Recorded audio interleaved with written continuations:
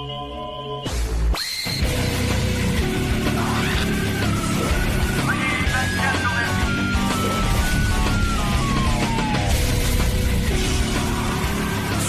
morning. Good morning. How are you? Good. How are you doing today? Pretty good.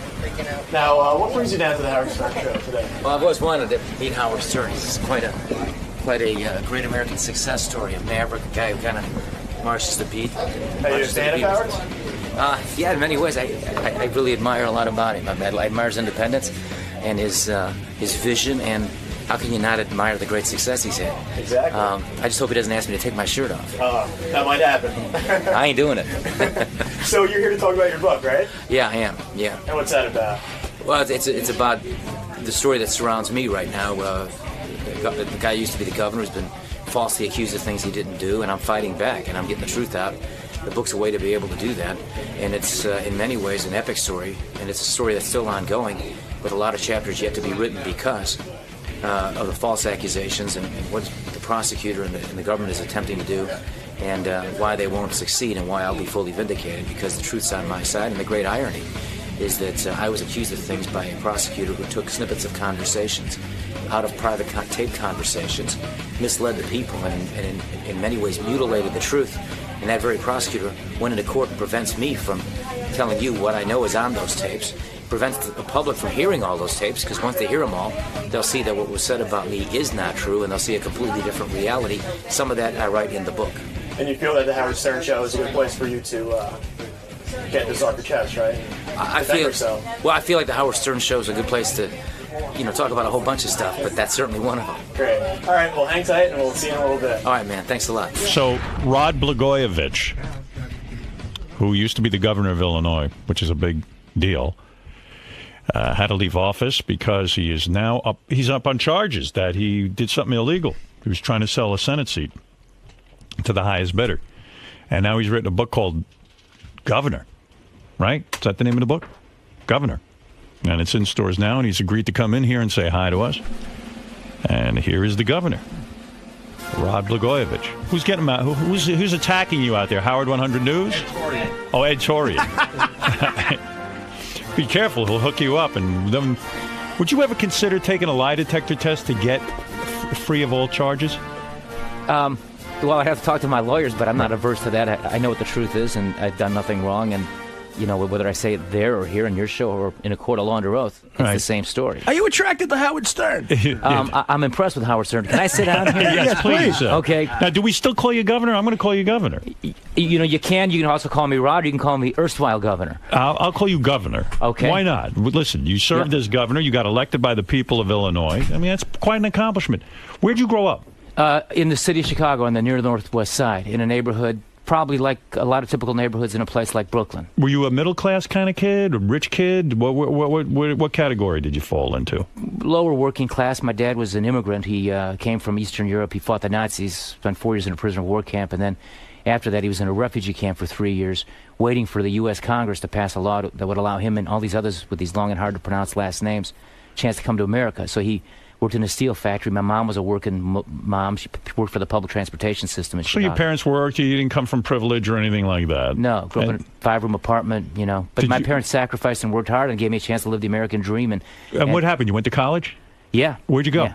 I have a degree from Northwestern in history. Northwestern, and then you went to law school? I went to law school. Are you ready for this? Where? Pepperdine in Malibu, California. Oh, that must have been a party, huh? You ought to see my grades. Bad? Well, gentleman C scholar. Barely. Really? But you passed the bar? Yes, of course. Did you do it the first time? The second time. Second time? Yeah. Was that a great disappointment to you not to pass the bar the first time? It's almost like your driver's. When you hear somebody didn't pass the driver's test the first time, you go, "Oh man, I'm sorry." Yeah, it was a great disappointment. But looking back, it was the appropriate thing. It's not like I learned anything in law school. So. Were you a ladies' man in college? Well, I probably shouldn't acknowledge anything like that. Why not? Why can't you acknowledge that? How do you define that? Well, you're at Pepperdine. It's fun. Yeah. The sun. You're not exactly studying hard. You're getting a C. What were you busy doing? I learned a lot about other parts of life that fill you out as a person. Were you a hippie? Were you sort of like what kind of crowd did you roll with? Were you a jock? What were you in college? Well, just sort of like an average guy. Yeah, in college, What was your shtick for getting laid? I'm asking. Were you a drug guy? Were you, no, I was. You never I dealt pot. You never did any of that. No, I think genuine interest in. Ever smoke weed in college? Well, no, I was asked that question publicly, and I've done it twice, and I remember both occasions. Didn't like it? Yeah, it was. I run, and I don't smoke, so. Right. It destroys your lungs. Yeah, I mean, it's just not something. I'm not a big drug guy myself. I mean, I did my thing. I tried them all, and that was it. Yeah. And that was it. But and Pepperdine, you were drinking, I bet, a little partying. All things in moderation. Are you saying you were a virgin in college? No, I'm not saying that. And everything I say is subject to being cross-examined in court of law. You're going to go to court, and they're going to want to know, when did you get laid, and when was the first time? So were you... I'm going to write all about that in my second book. Did you mention, were you popular with women when you were... I'm just trying to understand background here. Were you popular with women in high school? I dated the captain of the cheerleading team. You dated the captain of the cheerleading? In high school. Yes. What was it with you? She was sweet, and she was one of my, early loves. How did you get her? Did you have a great gift of gab? I guess you'd have to ask her that. Whatever it was, she was certainly willing. You're here to tell us. Yes. Forget about all your other stuff. Yeah. That you were banging the captain of the cheerleaders in high school. Well, I wouldn't quite phrase it like that. She was my girlfriend. That is impressive. I was madly in love early in life, and and I'm still madly in love with my wife now. Well, forget your wife for now. I understand your wife, and who may very well be listening. So I just want her to know that I'm madly in love with her. You've never discussed with your wife your previous sexual partners? Well, I mean, we have an open and honest relationship, so we trust each other and we love each other. We're soulmates. How old were you when you met your wife? I met my wife March 6, 1988, so I was, 31. 31? Yeah. So you were already a practicing lawyer? I was a practicing lawyer. I was a prosecutor at the time when I met her. And I was just leaving the state's attorney's office in Cook County. Attractive woman. I saw her on I'm a Celebrity, Get Me Out of Here. Yeah. I thought that she was hot and devoted to you. Most women would have left, right? They would have said, there's trouble. Let's get the hell out of this thing. People say that to me. I don't know. All I know is how Patty is, and she's a special person, and it never dawned on me for a moment that there would be any issues between us. In fact, this has brought us closer together. Well, the whole deal with there you are. Two. Hi. Hello. Nice to meet you. It's a pleasure to meet you. The whole deal with them is she even, turned against her own family for you. You weren't that popular with her dad, from what I understand. Is that right? You mean to begin with? Well, no. Her father and I had a very good relationship in the very beginning. It's a tragic story. I write about some of this in my book. He's a Chicago alderman, a ward boss, and was very helpful and instrumental in my political career early on. And so he's a politician, a career politician. A politician. Okay. Got angry because I shut down a landfill that he was involved in, and he made accusations that he later retracted. There were other issues, and I write about it very painfully in my book. It's a complicated relationship. There are elements of him that I really love and I miss. So you're on the outs with your father-in-law. He won't talk to you. No, I wouldn't say that. We spent Christmas Eve together, but it's a very difficult relationship in view of all that's happened. So he's angry with you. His daughter's involved with you. Now it's the disgrace. So it's like all this shame and everything. It could make you go mental, right? You could crack from all this. Well, no, it's not quite like that. No, except you know what the truth is. Now, what'll make you mental, as you say, is the injustice of the whole thing. All right, so let's assume you're innocent. If you're innocent, and then you go into family dinners, and now the old man's like, I told you the guy was a bum. I mean, it's got to make you crazy, right? Makes you mashuggy. Yeah, right. No, it's not quite like that. It's different. He, frankly, played a role in some of the issues that I have to deal with today because I write about that in the book. Again, there's a Shakespearean element to this story. And what did he do? Did he set you up in a way, are you saying? You're saying your own father-in-law set you up. I'm saying he made a false accusation. He got angry at me when I did my public duty, closed the landfill he was involved in. He got angry, accused a close associate, political fundraiser, friend of mine, of illegally raising campaign funds. And then he was threatened with a lawsuit. He retracted that, but once he did that, he unleashed the furies, and suddenly these federal investigators... Why did you go after your father-in-law? Let's say your father-in-law does have a landfill or something. He's involved in it. Right. Why go after him? I mean, there's so many things. Like, did you want to look the other way? Well, that's the issue. When you learn about something like that, that's the question I raise in the book. Do you do your public duty, protect the environment, make sure people have the proper permits, you follow the law? Right. Or do you pretend like you didn't see it? Now, it's traditional in that Chicago political environment probably to look the other way. Did your wife tell you, listen, lay off my father? She was caught in the middle of the whole thing. But, she was supportive. And, again, these are very serious things because, again, I'm the governor. I have this big responsibility, and I knew this was going to be a problem. But I did what I know was right. Court sustained what we did. They went back, they fixed their problem, and they continued on in their business. The problem was the accusation he made left in the wake. Serious allegations that began the scrutiny that my administration and a friend and some others unfortunately had to deal with. So when you were a kid, did you fantasize about being a politician? Was this the career you wanted?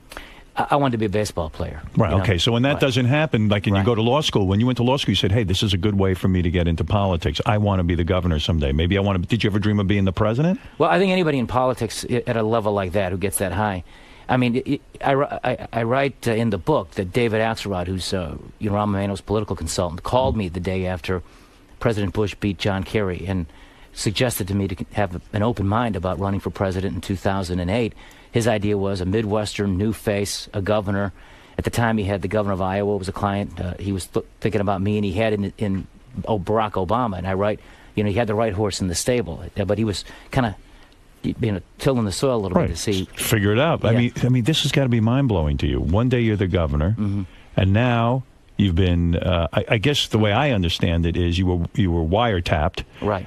They listened to your phone calls, and someone said, hey, this guy is trying to sell Barack Obama's Senate seat. Right. And you've claimed all along that if you listen to the entire tapes, which they will not release to us, if you listen to the entire tape, it will vindicate you. And you are confident that when you go to court, they will play these tapes and you will be vindicated. Am I correct? I am confident that I will be vindicated. I'm certain the tapes will set me free.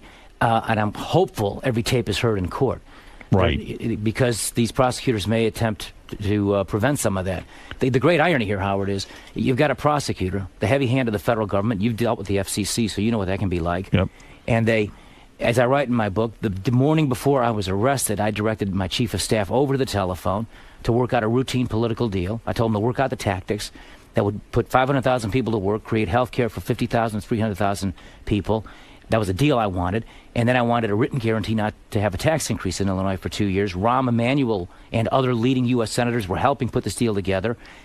The next morning at 6 a.m., I have FBI agents in my home arresting me. And then the prosecutor alleges he was stopping a crime spree before it happened. He mutilated the truth. So you're claiming that when you say on the tape, even the little part we heard, I know I'm going to get paid for this seat. You're saying, in politics, I want the payoff. I want this, this, and this if someone's going to get the seat. I want guarantees for the people of Illinois. For the people of Illinois. And I don't know that I ever said anything like I want a payoff or I want to be paid. Right. They made a big stink out of this phrase, this is effing gold, and I'm not giving it up for nothing. Right. And I know what people think when they hear that. The next line is, how much I can get. Yeah, it is simply not that. Now, again, I'd love to tell you what comes next, but they won't let me. And I can only tell you it ain't what they're suggesting it is. And there was never, ever an intention on my part to sell the Senate seat for money. So is your legal strategy, give me the tapes, subpoena the tapes, and I'll play them in court, and I will be vindicated. That's the strategy, right? Well, I think it's not quite as simple as that. There are other evidence and some other witnesses and all the rest. But that's essentially, a lot of what this case is I think, going to be shown by those tapes. Do you lay awake at night saying, wait a second, let's assume what you're saying is true. You're innocent. I am. But people go to jail all the time who are innocent. You're facing maybe 20-something years in jail, right? If this thing goes down and people just want to let's say they do a witch hunt on you. Let's say somehow they don't release all the tapes. I don't know what happens. Something goes wrong. Right. Aren't you flipping? Would you ever consider suicide if you had to go to prison for 20 years? I actually would. Well, no, but, a close friend of mine just took his life. Right, I know. Because the federal prosecutors were trying to get him to lie about me. He had admitted to wrongdoing on cases not involving me, dealing with contracts with the O'Hare Airport in the city of Chicago, not in my administration, and acknowledged his mistakes. And they were going to offer to significantly reduce his jail sentence if he would lie about me. He refused to do that. In the meantime, the sentence he was getting was very significant, 8 years. Wow. And I think maybe possibly threatened with even more. And then just the other day, he took his life and left behind 3 little girls. So are you able to sleep at night knowing that, like, I could go to jail for 20? I mean, what's your life like now? Are you on any kind of medication? Seriously, you seen a psychiatrist? Anything? No, not at all. Don't you need to talk to someone about this? I wrote a book and I talked to you and others, and I'm hardly a psychiatrist. Well, but you are a big mountaintop. And Howard, when you're an honest person and something like this has happened to you, when you've lived the American dream as I have, yes, okay, and this nightmare has happened, which is so un-American and not what America's supposed to be, still only in America. Where else can you write a book? But come on, you falsely cannot accused? possibly lay awake at night. I mean, I could understand. I would be like, oh my God, I'm Well, going to go. maybe it's because it's not imminent, because, he still has a trial to go through, and maybe he still believes that eventually this is going to all be righted. Yeah, it's scary. It's gonna be righted. Is it scary? Of course it is. And do I have those moments? I write about in the book. My little 6-year-old Annie's at her kindergarten graduation when my wife was in the jungle in Costa Rica, and I was there, and my sister-in-law Deb, who was filming it, and she's a big fan of yours, by the way, and sure would love to meet you. She's actually here. I would love to say hello. But my little Annie was sitting there in the circle, and with all her little classmates, just so sweet and precious, and I looked at her, and of course, from time to time you have a thought, and you ask yourself, will I see this next year, and will I see... Have you explained to her what went down? Do you talk to the kids about it, or are they too young? The little one has a different perspective than our older one who just turned 13. She's a lot more aware of things. But, I mean, they both are. My wife has talked to them as the need arises, and I think they've done a real good job keeping them, focused on what their lives are. And they're little kids with typically ordinary lives in most cases. Before you got into politics, were you a very successful attorney? I mean, were you making a good living? Yeah. So you were a pretty wealthy guy. I mean, you worked your way up, and you made some decent money. Are you completely out of dough now? I mean, are you facing bankruptcy? No, but when I was hijacked from office, because that's what it was, I was prevented from bringing in evidence to prove my innocence. They didn't even prove any wrongdoing. You tried to stay in office, but then they had a vote to... Yeah, they offered me, through third parties, an offer was made to me to step aside, incapacitate till I clear my name, and get fully paid by the taxpayers. Wow. I turned it down, because that would be the wrong thing, because I wouldn't be working, and I didn't want to be bought off in that way. Plus, I questioned their motivations on some other things, but... I lost my job suddenly. My wife worked in an organization that helped the homeless. Right. And then she got canned? She had a 1-year contract. They breached it. She's entitled legally to about $80,000, but we didn't want to sue an organization that needs every dollar it can to help the homeless. So neither one of us had any income. Do you guys? Do you and your wife talk about this every single day now? It's consumed your life, I would assume, right? I mean, you can't have a normal life. Did a lot of your friends? This is life. Did a lot of your personal friends leave you? Like, have they just turned their backs on you and said, "We don't want to know you anymore"? Well, let me answer that, but let me just go back to, we're rebuilding our financial situation. And again, we've had opportunities that most people who've lost their jobs don't have. Right. I mean, I was offered a TV opportunity to be on a TV show in the jungle. You would have done that, huh? I'm a celebrity, get me out of here. I would have forced myself to do it. What kind of dough were they offering, 150? It was good. Give me a number. I can't. Give me the number. We're prohibited right now. No, you're not. No, NBC says no. How much would ABC pay those cheap bastards? How much would they have paid you? No, it was NBC. They were very generous. NBC. I bet you. I'm going to take a guess and tell me if I'm in the ballpark. I'm going to say $100,000, 125. Interesting. And this is a primetime show that's taken up most of their time. Don't you think you could have done better than that? Well, I'm not acknowledging that's the number. Let me simply say, go ahead. NBC was the network that helped Elvis on his comeback in '68. Right. This is the beginning of my comeback. And is it a comeback, you think? Yeah, I know it is. You think if you're vindicated, you could be elected governor again? Yes, I think I'm certain of that. But well, you know what? There's something that hasn't I believe in been comebacks. asked here. If you are being, this is a frame up. If what you're saying is true, you're being framed. Who would want to frame you? Why, and what they would want, I guess, is for you to be out of office. And they have effectively done that, whether you win this case or not. So do you think is behind all this? Yeah, who is framing you? Who are the masterminds of this? It's a complicated thing, and I have a very strong opinion on the motivations. But I don't think it's appropriate for me to say some of that. And I don't believe it's a conspiracy between the prosecutor and political enemies of mine in Illinois. I think one thing led to another. But you have to remember, President Obama and I have some relationships that are mutual. I write about that in the book. There's a guy by the name of Tony Resco that Barack Obama knew very well. He introduced me to Obama. Right.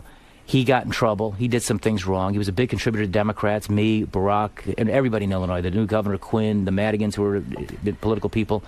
And long story short, he's sort of a central figure in some of this drama. And you have to ask yourself whether or not, the new administration was coming in and this prosecutor wanted to act quickly and create a dynamic that made it hard for the new president to make it, to kind of go in a different direction. Who's the guy who gave the okay to wiretap you in the first place? Do you know?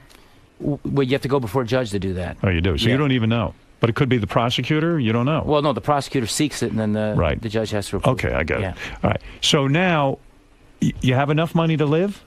We're rebuilding, and we're blessed you for the broke? opportunities. We were busted right after this all happened. I didn't expect to lose my job all of a Do sudden. you still have your house? Yeah, and the kids still stay in the same school, which is a private school. We've been able to get back quickly. Again, unusual opportunities that most people have lost their jobs. So you went from haven't being had. a millionaire, No, never a millionaire. never a millionaire, No. but very comfortable.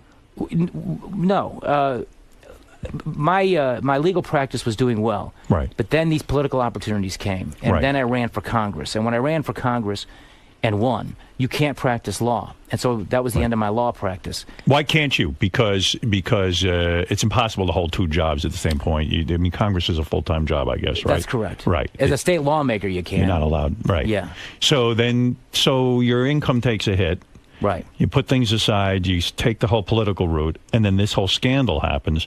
And that's got to throw your whole financial world Right. into it. So all of a sudden, celebrity, get me out of here. You got to do it. You got to go in the it. jungle and eat tarantulas. Yeah, because That's really, right. how are you going to? People think you have unlimited funds. You Correct. don't have it, right? And then Correct. when you can't do Right. it, your Consumer wife has debt. to do it. Yeah. Right. Yeah, the judge wouldn't allow me to go, and then Patty was willing to do it. And all I can tell you is that this is a mother who loves her children and is willing to do something like that for her kids and her family. And I she felt did bad it. for her. She was crying a lot on. I'm sure it was Yeah. hard for you to watch. Did you watch the show? I watched every one of them, and it was painful to watch in Yeah. many ways. But it was a good experience for her, and she made friends that I think she'll keep for the rest of her life. We became very close with John, Sally, Francis, and Angela. Tori Hunter, the wrestler, who, if she was on your show, I know what you'd ask her to do. What would I ask her to do? Take her blouse off. Goddamn, I'm going to ask you to take your blouse off. I was afraid you were going to do that. I know you're here with your sister. I'm going to have her take her blouse off too. Why not? Anyone who has a blouse on, it'll be off. Hey, they Everybody's tell me you blouse can is swear off. on this show. Is that true? You can. It's too early in the morning for me to say those words, but if you listen to some of the tapes, you'll hear them. Yeah, so you like curse words. You are a fun-loving guy, right? I think so. Yes. Right. Yeah. So Fucking right. now Elliot Spitzer went Yeah. down too. Yeah. Do you empathize with him, or do you feel it's a whole different situation? Do you feel he is guilty of something and that he should have resigned, or do you have some sort of empathy with him? A combination. I don't. The decision to resign was his decision. Right. Yes, of course, I have empathy for him, for his wife. Should he have stayed in office? That's a decision he would have to make. I don't know what the dynamics were. Did you ever meet the guy? No, I never did. But, I mean, if you were to look at his situation and look at mine, I think it's fair to say, and I know I probably shouldn't say this, he got a blowjob and I got fucked. But I'll be back. But I'll be back. I mean, and there's no dispute with regard to his behavior, but there's Right. big dispute with regard to what They even say Spitzer's trying now to get back. I mean, Yeah. he might even consider a comeback, they said. Yeah. Who knows? Maybe he'll do all right. I don't know. I can see him trying to do that. So the book's called Governor. Yes. And you wrote this right after, I guess someone approached you to write this thing, gave you a decent advance, I hope, right? They've been fair to us and excellent. And I want to plug the publisher, Michael Wiener, who just passed away. But he took a chance on me to give me a chance to write this book. Cause You write it with a writer, or do you just sit down and do this yourself? I did it all by myself. I No went through kidding. 6 boxes of crayons, but I wrote the whole book by myself. You wrote the whole book by yourself. Yes. This is in your words. Yes. And they'll probably take the book and use it at the trial. When is this Right. trial going to happen? Do we know? In June. It's scheduled for June. Would you like it sooner than June? Would you like, because in a way you probably have it hanging over your head. Right. Why do you think it's taking so long to go to trial? Seems like a high-profile case. They could make it happen faster. Do you think they're having trouble finding evidence against you? All those are good. Those are all good questions. They're very prudent observations by you. I don't know exactly why. That could be some of the factors.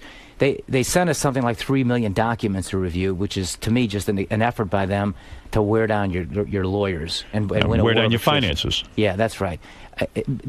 I don't believe that's significant, though. I mean, the bottom line is, the tapes tell a big story. What do It your ain't what lawyers they say to you? Are your lawyers confident they're going to get you off? Absolutely. They are? Yeah. Oh, yeah. Very much so. Did they give you, when you sit down with a lawyer, you say, listen, give it to me straight. Yeah. Give me a percentage. Yeah. What's my odds here of winning this case? You got a 90% shot of winning it? You got a 50% chance? What's your odds? Well, they don't talk like that. They're just saying they're all confident we're going to win. I mean, there's a complete confidence. They've heard they've seen enough evidence. Let me put it that way, because I'm prevented by this court order to talk about, what's on these tapes. But we have access to those tapes. My lawyers have heard them all. Has anyone offered you a deal? No, but there is no deal. I'm not pleading to anything. I've done nothing wrong. If someone came to you today and said, Yeah. listen, Right. I want you to admit guilt. Right. You do a year. You're Right. done with this thing. No. You won't do it. No way. I have done nothing wrong. And I write in the book, again, I'm fighting for my children and their reputation and for their lives and their futures. I'm fighting for my late parents, my immigrant father and my mother who worked so hard. They didn't raise their kids to be in a situation like this and have our names sullied. We are honest people. We meet our responsibilities. I honestly fought for the people. Every child in my state gets health care. No state did that before. All of our senior citizens take free public transportation. No state does that. I insured every uninsured woman with mammograms and pap smears, routine, so that they can catch breast cancer early and have the treatment if God forbid, cancer's found. I went around the legislature to get a lot of this done because they were blocking me.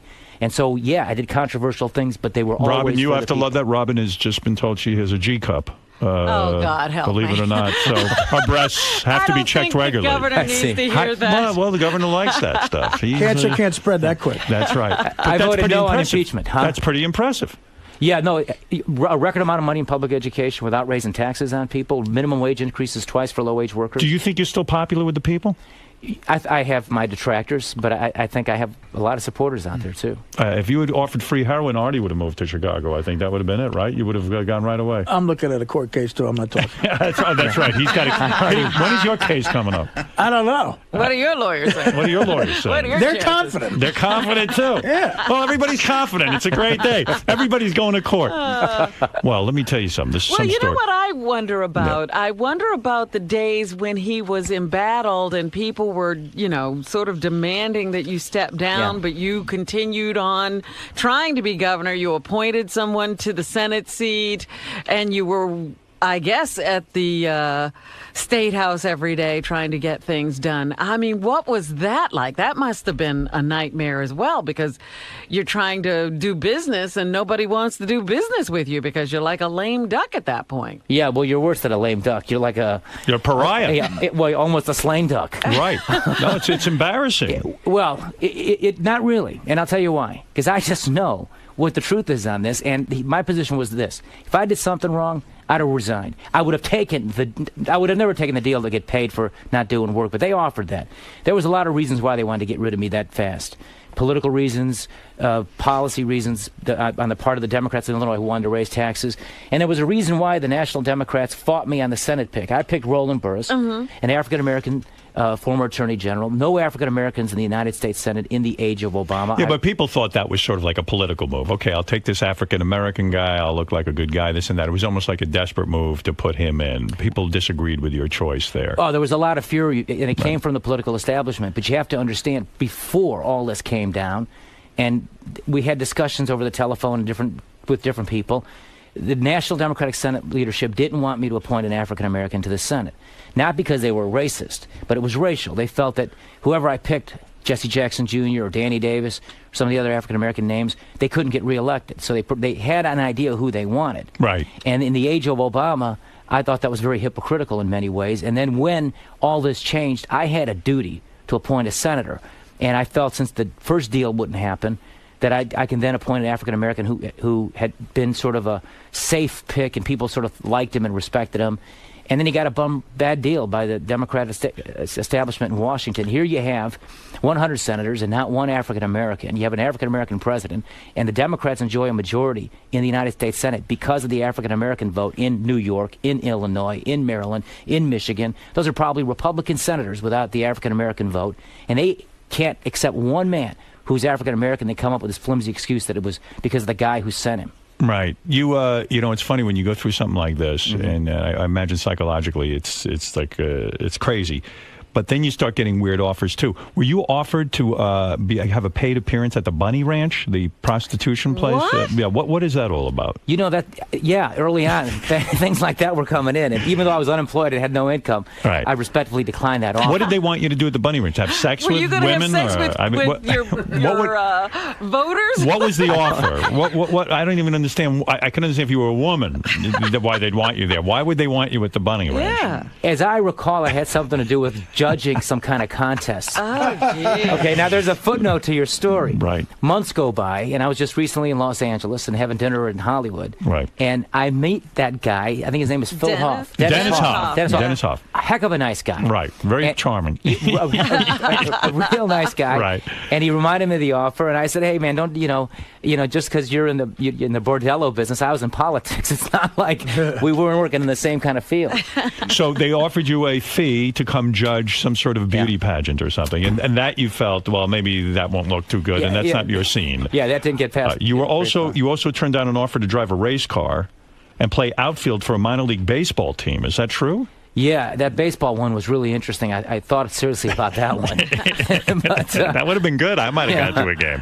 Now, and your sister's with you. I understand she's a gay woman. Yep. And she is married to a woman? Her partner's with her, Kristen Baker. Hopefully you'll meet her, too. Are you allowed to have gay marriage in Illinois? No, but they love you because back in 1995, you were one of the first big leading advocates for gay marriage, and they love you. Would you have approved of gay marriage in your state if it sort of was up to you? Not that it is. I didn't support that, and my sister-in-law, God bless her, was at a gay pride parade, and on one of them she had a big sign on it, had my name on it with a big red slash through it. Why wouldn't you support, if you have a gay sister, I assume you approve of the very lifestyle? much so. Yeah, very much. Why not approve of gay marriage? I still don't understand why more politicians won't do it. Are they afraid of the constituency and the right wing and the religious types? Well, it's a great question, and I've read history enough to know that, as Franklin Roosevelt used to tell Eleanor Roosevelt, she used to bombard him with memos constantly every day, and he had a rule. He finally told her, Eleanor, I'm only reading 2 of them a day. Right. And she was so interested in social change and a social activist that her heart was in all the right places. But he was more practical as a politician on what could actually get done. Right. You can't get too far out in front where the rest of the people are. And Illinois is not quite in the same place as, let's say, Vermont or California or Hawaii on an issue like this. It's going in that direction. I think there's almost an inevitability to it. Shouldn't our leaders take a stand on something like that, even if it's unpopular? I guess it's just they're afraid to. I mean, you have to try to bring a lot of people into the tent, so to speak, when you're a politician. Look what happened to Lincoln. He got ahead of the crowd. That's right. You got a little too far ahead of the crowd. That's right. Yeah. They shot him in the head. That's right. But you can actually hurt a cause if you jump too early. I mean, if you believe in a cause like that, carefully nurturing it and moving it forward. I'll say this, as the governor, I was the first governor in Illinois history to give every gay state employee domestic partnership benefits.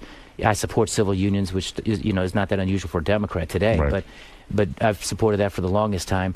And my sister-in-law and Kristen, if they were to get married, which would be a wonderful thing, I'd be just excited about obviously being I just there. went to my first gay wedding, but I tell you, I love lesbians. You know that I've built a whole career out of loving That's lesbians. an understandable position. Yeah, absolutely. That's a position I took early on. I was way ahead of the pack on that. Yeah. Well, I've had listen. discussions with other governors about that subject, I'll tell you. Well, I've learned a couple of things. Yes. I've learned probably the most impressive thing about you is that you dated the prom queen. No, she was the captain of the cheerleaders. Captain of the cheerleaders. Yeah. In high school. Yeah. Why did you break up with her? I would think you'd stick with that. I went away to college. And she left you. She sent me a Dear John letter, halfway through the year. She did. Let me guess, she told you your penis wasn't big enough. That's what happened to me. No. I didn't say dated an that. actress when I was very young. I was head over heels in love. She told me she met a guy with a bigger penis, if you can imagine. That's interesting. That's the character builder, though, isn't it, Howard? It sure is. Yeah. When you lose someone like the head cheerleader, Yeah. is that even a bigger disappointment than losing your office of governor? I mean, it's got to be a mind blower. Or does it prepare you for something? Right. Yeah. Did you say, look, I know disappointment. It's not a big deal. I can get past this. My dad used to teach me, a lot of things, more by example than by sitting down and talking. He wasn't that way. But one of the things he actually did say was, you can judge who you are not by how many times you get knocked down, but how many times you pick yourself up. That's true. Yeah. Do you ever go on Facebook and try to contact her and see if she's around? No. Nothing like that? It's like, No. Do you know if she's fat now? Because that would be great. I know what you mean. Yeah. I don't. don't Let me tell you something. I am madly in love with my wife. No, I understand, but still, I'm in love with my wife. Yes. But I always go back to see old girlfriends to see if they got fat. I heard she's always- enormous. That's right. Yeah. I heard, yes. We looked her up. The cheerleader's enormous. I'm on I her don't Twitter think so. page right now. Yeah. That's right. She wasn't that. I don't think she had that propensity. Right. Well, let me tell you, it's impressive resume. I mean, the sexuality of all that. Yeah. Now listen. Mm-hmm. The governor has written a book called Governor. Are you going to make any in-store appearances? Are you going to sign books, or is that too wild for you right now? No, happy to do it. Has anybody approached you to go do some in-store stuff? Yeah, there's some discussions. Yep. So you might do it. Oh, yeah. Very much so. Well, Howard, how are you feeling now? Are you feeling swayed? Look, you want to know the truth? Yeah. I honestly, I'm a big dopey guy. I don't know the evidence. I don't have evidence in front of me. I don't know if you seem like a really great guy, nice guy to hang out with. And that's the key to being a politician, a man who can make you feel important. You know, they said that about Bill Clinton. Walked in the room, suddenly you were the most important guy in the room. He just had that way of reaching out and making you feel included, and you don't seem full of yourself and all of that. Right. But the fact of the matter is, I don't know the evidence. Right. I haven't heard any tapes, like you yourself say. If I could hear the tape, that would be the end of this. We could end the whole controversy right now. I'm pulling for you. If you have been wronged and someone has set you up, I think it would be a travesty, and I'll be the first person to back you to get you back in office. Yeah. Because it sounds like you're a sincere guy. I appreciate that. And if you go to jail, I'll forget your number. What am I going to do? Listen, what am I going to do? Well, right, Rob? What are we going to visit him? I don't know. I don't think we're going to go and visit. No. You won't have Do you to. want me to visit you if you go to prison? I'll come if you tell me right now you want me to visit you. Look, you've never gone to prison. Right. You're not going. Hey, Neither one of us are. If you have to go to prison, Yeah. I hope you don't. I Neither really one do. of us are. But if you do go, Yeah. I mean, first of all, you know, like ex-cops always get the crap beat out of them and stuff. I mean, What does the governor get? although I think they'd send you to like a minimum security kind of place. You know what I mean? I don't think they'd give you the hard time. You know what I'm saying? Yeah, I mean, have you looked into that at all? It's different. It's not county jail, and it's not a state prison. Let's not even talk about it. It's just not going to happen. I know, but even the guards, you know, the strip searching, the anal cavity search, they're going to do the whole thing on you, man. They'll be, hey, look, hey, governor, I see a hemorrhoid in here. I mean, that's... Hello. That's hello. I hear an echo in here. I mean, can you imagine? Who else wants to look at the governor's ass? You know what I mean? Yeah. I don't mean to make light. Yeah. I mean, I would be in a. I don't even think I could leave. I don't know how the hell you're smiling and able to leave the room. Even if, what if they set you up and let's say you're completely innocent, Yeah. and then you get in cavity Look, that's the searches. biggest fear. I mean, I don't think that far ahead. Perish the thought. You are one fucking funny guy. You know that? Let me say that. But that ain't going to happen. It's not going to happen. The truth. Let me just leave you with this. I mean, I don't know how much time you have. I got all day. Go ahead.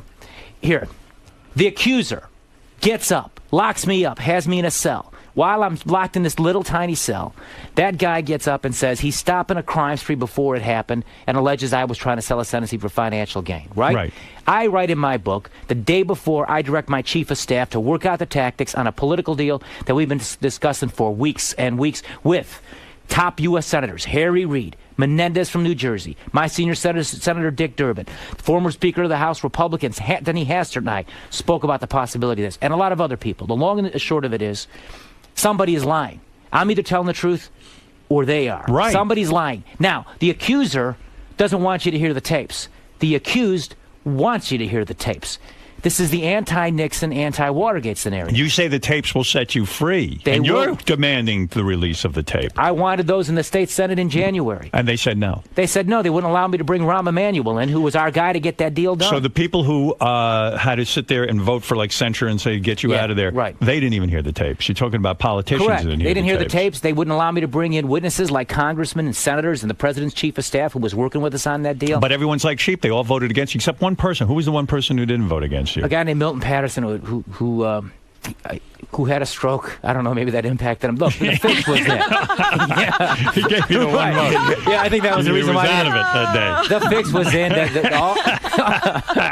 What a nightmare. Right. Well, listen, I hope you Right. don't go to prison. I don't know Yeah. what the hell it would be like for an ex-governor, I mean. I'm for him. Right. you like him? I like that guy. You're going to vote for him. What's huh? his name? So, I mean, if you do go away. Well, let me tell you and something. For 20 Howard. years, you might. Do you think you would ever make it with a guy in order Oh, to? no. Never, right? You would never. No. If you got very lonely, No way. just masturbation, right? That's it. That's it. Yeah. You're not that pro civil union. Are you a physical guy? Can you fight at all?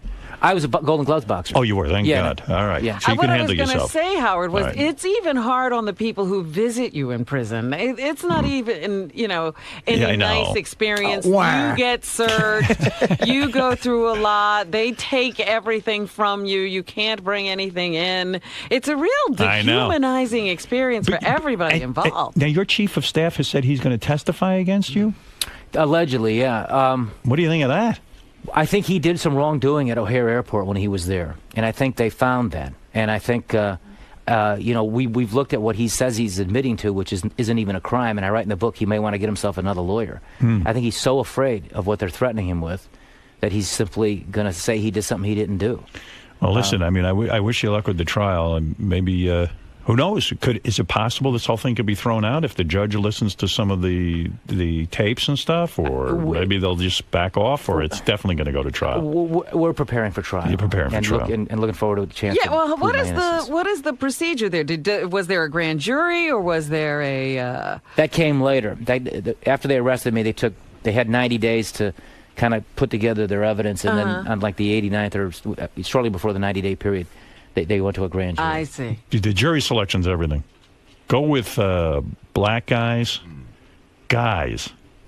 Some of the church ladies are very tough. I'd like to see a black jury. I think you need that Dr. Phil. He helped Oprah. Yeah, Dr. Phil will pick the jury. He knows how to do it. Go with no bald guys. They're going to be jealous of your full head of hair. I do a lot of this profiling. We should have you come in as a consultant. Let me help you with that. Listen, Governor Rod Blagojevich, his book is called The Governor, and it's in stores now. Go out, take a look. It's in his own words. He wrote it himself, and he asked that you give him a chance and buy it.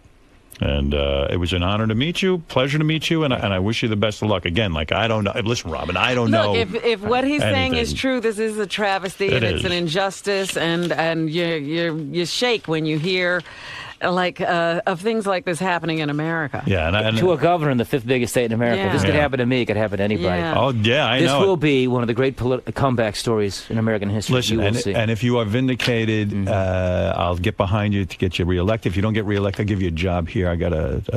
We need a tape TV show with JD. He's overwhelmed back there. Can I join Richard and Sal and do practical jokes? You can do crank phone call. You can go I back used to there have now. the president's phone number. We could play jokes on him. Get the president's phone number. Come in here. Let's make a couple of phone calls and have a good time. But anyway, I wish you the best of luck. I really do. And the book is called The Governor. That's what you got to get. And I wish you all the best. All right, we'll be back right after these words. Governor. Yes, sir. How'd it go in there? Fantastic. I mean, he's a nice guy. I probably shouldn't have said some of the words I said, but then again, I said those Like on what? some of those tapes.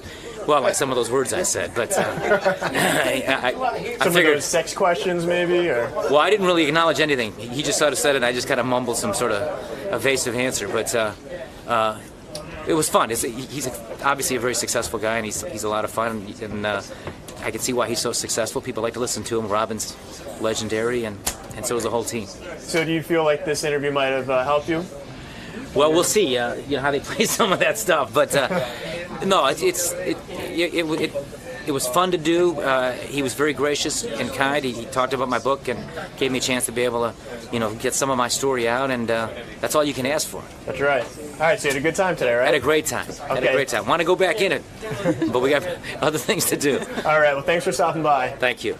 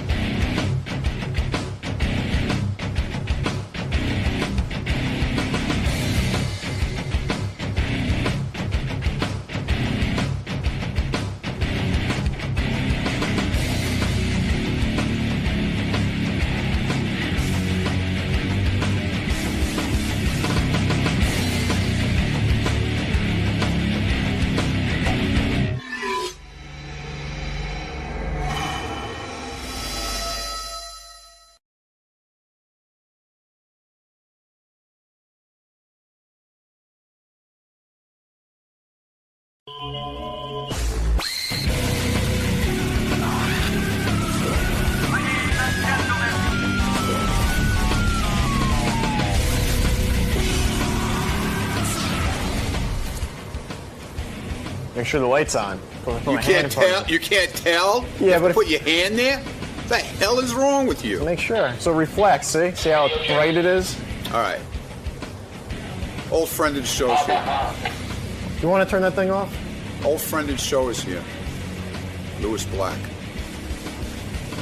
You know who he is? I know who Louis Black is. Sure. Yeah. Louis, good morning. Good morning. How you doing today, man? I'm good. I'm getting as good as I'm going to be at this time. Why is that? It's a little early for you? It's all, funny at 8:30. I mean, you got to learn how to do that. I'm up late. That's the insane thing about it. You do shows. The shows you do are late. And then they go, and now get up and be funny early. Or is it kind of like a band playing early, like a singer, like it's kind of hard first thing in the morning? I don't know why the fuck they do that. They're insane. I don't know. I mean, how you get up and sing at that time is completely crazy. Lewis Black is here. He just had a comedy special on Comedy Central. Just aired, but I guess they're selling it on DVD. So he's promoting that. Funny man. He's been around a long time. He knows what's going on. Yeah. You don't care about music, do you? I like music. You do? Yeah. What do you listen to? I listen to all of the musicals, South Pacific. Show tunes, as you think. Show tunes was my life. And you're a straight man yet. I was in, when I came in this morning, you were talking about, I can't believe you watched the Tonys. Well, I watched about an hour. I was waiting for True Blood, and, I wanted to see what was going on. An hour. Now, at what point did And it was good. It happened to be good. They had a lot of interesting things going on. They kept it moving fast. Did I miss? I turned it on for like 30 seconds. I did theater for 20 years. Right. Okay, I wanted to be a playwright, which is the financial equivalent of being a crack whore. And I was in this. I'm solidly in that business. Right. And I turn this thing on, and I'm like, "Stop it! Why are you doing this? Why are you just telling America go away?" Right. It's like a show that's designed to see how many people will tune out. Exactly. I mean, it's like... Why did you want to be a playwright? I mean, there's no kind of living there. But I had no idea. You didn't. What did I know? Where did you grow up? I grew up in Maryland. Oh, and you were like a kid from the suburbs, and you said, "Oh, yeah." And then my parents, and then they took me to the theater, and I had that moment that most men, most gay men have it immediately. Right. You rarely see it in a heterosexual where the light came on. Did you actually get to write a play? Did you write? I wrote 40 plays. Did any of them get made? Were they produced? I produced them all. Yeah. And some were done. Arena Stage did readings of my work, and now that you're a famous comedian and you have success, has anyone gone back and looked at these plays and said, well, maybe there's something here, something we can mine, something we can put on Broadway? You'll love this because it's a story about abuse. Right. So I mean, you're in this business. See, there's this level of what you go through in negotiations and stuff. Right. I'm in theater. Right. Now, I'm at a point where I'm doing really well as a comic. Now, the theaters get in touch, and they say to me, Lewis, we'd really like you to sing. And I know all these pricks. Yeah. We'd really want you to send your plays back to us. Right. So I send the plays back to them, and then they turn them down again. And I didn't. They invited you to be rejected. They invited me. I said, it's like... So you made the right move becoming a stand-up comic. And you did the right thing, because if you had hung on and you had stayed with that dream, you wouldn't even be able to buy a house. If I had stayed with that dream, it would have been like personally raping myself. It would have been. How old were you when you finally decided to make the switch to stand-up comedy? 40. You were 40? Really? Yeah. So you mean up until the age of 40? I was in a dream world. You're kidding. Maybe that's why maybe I never... that's what's going to happen to Grillo. You're right in a way, because... I mean, I hadn't heard of you as a young man. You would think your talent would have come out and you would have been it's really weird. Are you bitter at all? Is it like a Rodney Dangerfield type story in the sense that, Rodney didn't start his stand-up career until he was in his 40s? No, I'm not, because I really kind of liked what I was doing. It's that thing, if you really like what you're doing. You're not bitter. You don't give a shit. But did you have to have other jobs? I mean, No. you were making a living? I was so fucking broke, it was scary. So I would Would women go out with you and stuff, or were they just like, this guy's a pariah? Oh, no, of course they do, but you're the playwright, so see. It's like they wouldn't marry you. It works for it's good for like 3 days, right? You and then the romance really goes. What was the most successful play you had? Did anything actually make it to Broadway? No, but something was actually. This is what actually ended up driving me out in part. I had a play that was optioned for Broadway, right? 7 years, meaning they give you $2,500 for the rights of this thing that you put your blood in, And then every year somebody else would turn it down. Carol Burnett turned it down. Mary Tyler Moore turned it down. It went to everybody. Wow. And then I finally... Were your parents very disappointed in you? Like, wow, we had high hopes for you, and here you are. You're this failed playwright. Were you just were you the black sheep of the family? No, my parents are nuts. They were actually very supportive of it in a perverted way. I think and my brother had been successful, and was doing. Was it embarrassing though when you would go home to like a family reunion of Thanksgiving and your brother's the success? Oh no, because I could borrow money from him. Yeah, so he was supporting my habit. Wow, everybody was an enabler of this horrible career. But my mother was always like, my mother in part was, it was if you're not gonna be a doctor. At least marry a doctor. Right. And then when I didn't marry a doctor, she kept saying, go into the healthcare industry. This is 20 years ago. There's like $1 billion coming down the pike. Right. No. So she ended up, she would kind of on a perverted level, she was upset what I was doing, but if other people around her friends and stuff would make a comment about what I was doing, she's going, they don't know shit. They don't know what you're doing. So they don't understand the work that you do. So at 40 years old, when you make the switch to stand-up, you're like starting out like sort of behind the 8 ball, because most guys have been doing it when they were young. Yeah. And all of a sudden you show up at 40, and now you're going to start being a stand-up, and you got to come up with material, and you don't have... But I had been doing it on the side. Oh, you had? Just for fun, but like as a hobby. Do you like... Which is even more psychotic. Do you like doing stand-up comedy? Every comic I have in here, they're always trying to get off the road. They hate the road. They hate being a comic. They want a TV show. They want this. They want that. They hate it. I love it. You love it? Yeah. Do you think you love it because you started it really late in life, in the sense that you went... And it's successful? And what helped was was breaking through that thing where I go from clubs into theaters. Right. It's tough not to like something when you show up and 2,500 people are there to see you. Right. And you're working these fucking stages that your plays should have been on. Right. So there's a certain amount of joy. But how many dates a year will you be out on the road working? About 150. 150 days out of the year. So you're never home. I'm home it's not so bad. I'm home 3 or 4 days and gone 3 days. Where do you live, in L.A. or New York? No, who the fuck can live there? I just can't. I'm not good there. But aren't there more opportunities if you're in L.A.? And I don't give a shit. You don't care? No. What kind of opportunities? I don't know. The opportunity to play Dickie the Fart on the Smelly series. I don't know. I mean, there's certain things I would like to do out there, but everybody who works with me, managers, agents, lawyers, they're all there. Did you make your move into theaters and things because of your association with like the Jon Stewarts and that whole thing? It was Comedy Central. I had done 5 or 6 specials for Comedy Central. Nobody had done that amount of stuff. Right. And then I did, I was doing on John's show, and I did a ton of Conan's. And then we toured. Mitch Hedberg, right. David Tell and I did a theater tour, and afterwards they said to me, these guys said, you want to tour theaters? I went, yeah. Yeah, sure. And then as soon as that started, I leased a tour bus. So you do that, and that helps. When you say a tour bus, in other words, you don't have to go to a hotel. You sleep on the bus. You do the whole thing. No, we go to the hotel, but you basically, I'll fly in somewhere, and the bus will be there, and then we'll drive and do 4 cities. Right, and the bus is comfortable, so you kind of have, you got some video games on there. You got some things to do. Well, I got everything. I got got a bed, DirecTV. I got the Sirius. I got the Wi-Fi. I got a desk I write at. It's your own bus. Yeah, well, I don't own it, but yeah, it's basically mine. And you're there alone. In other words, if you want to take a dump on the bus, what do you do? I get to. You do? Yes. You make a duty on there? Yeah. And that's the whole concept. Right. You get to take your...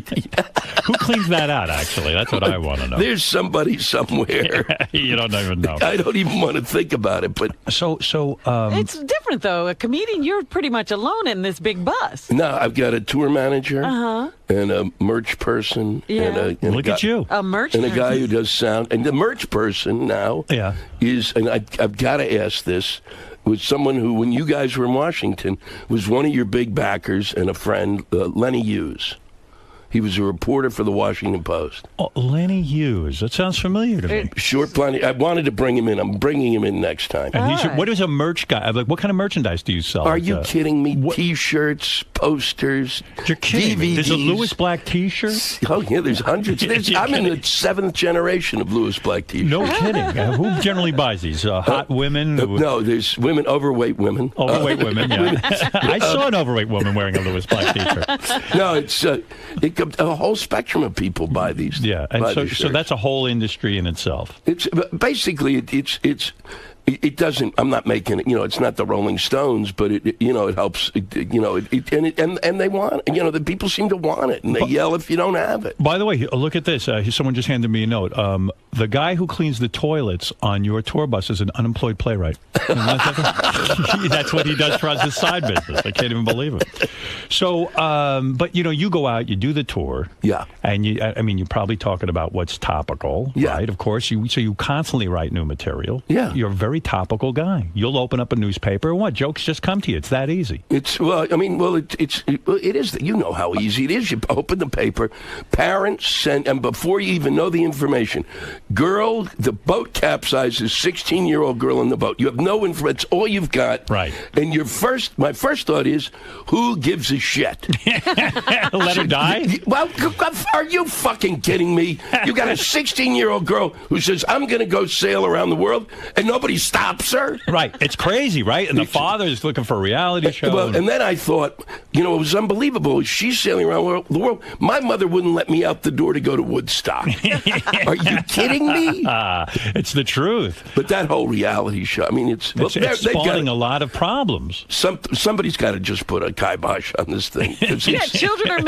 Parents are making their kids do dangerous things for reality shows. It made me pine for having children, though, because I thought then maybe if I had children when I was younger and was born now, right, then I wouldn't have to have done this shit and gone through the playwriting thing.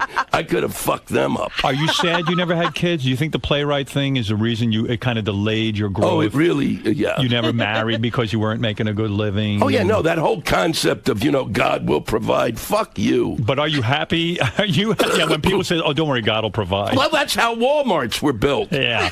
Billions of people going, oh, yeah, no, it'll work out. Let's go buy 600 pounds of soybeans. I have so many friends. We have a guy who used to intern for us. He's about 38 years old. He was on his way to be an electrician. We know he's having trouble, but he wants to be an actor, so he gave up the electrician thing. There are a lot of people who don't realize their dreams. Is that what you're saying? Yeah. It doesn't always work out. Yeah. You're one of the lucky ones. I'm extremely lucky. Yeah. But because it's an accident of time and where you are and that whole thing of you just got to keep doing it. Are you sick about this spill, the BP? I am sick over it. I don't know what to do about it. There's nothing to do. I'm not an expert in this field, even though they started calling movie directors.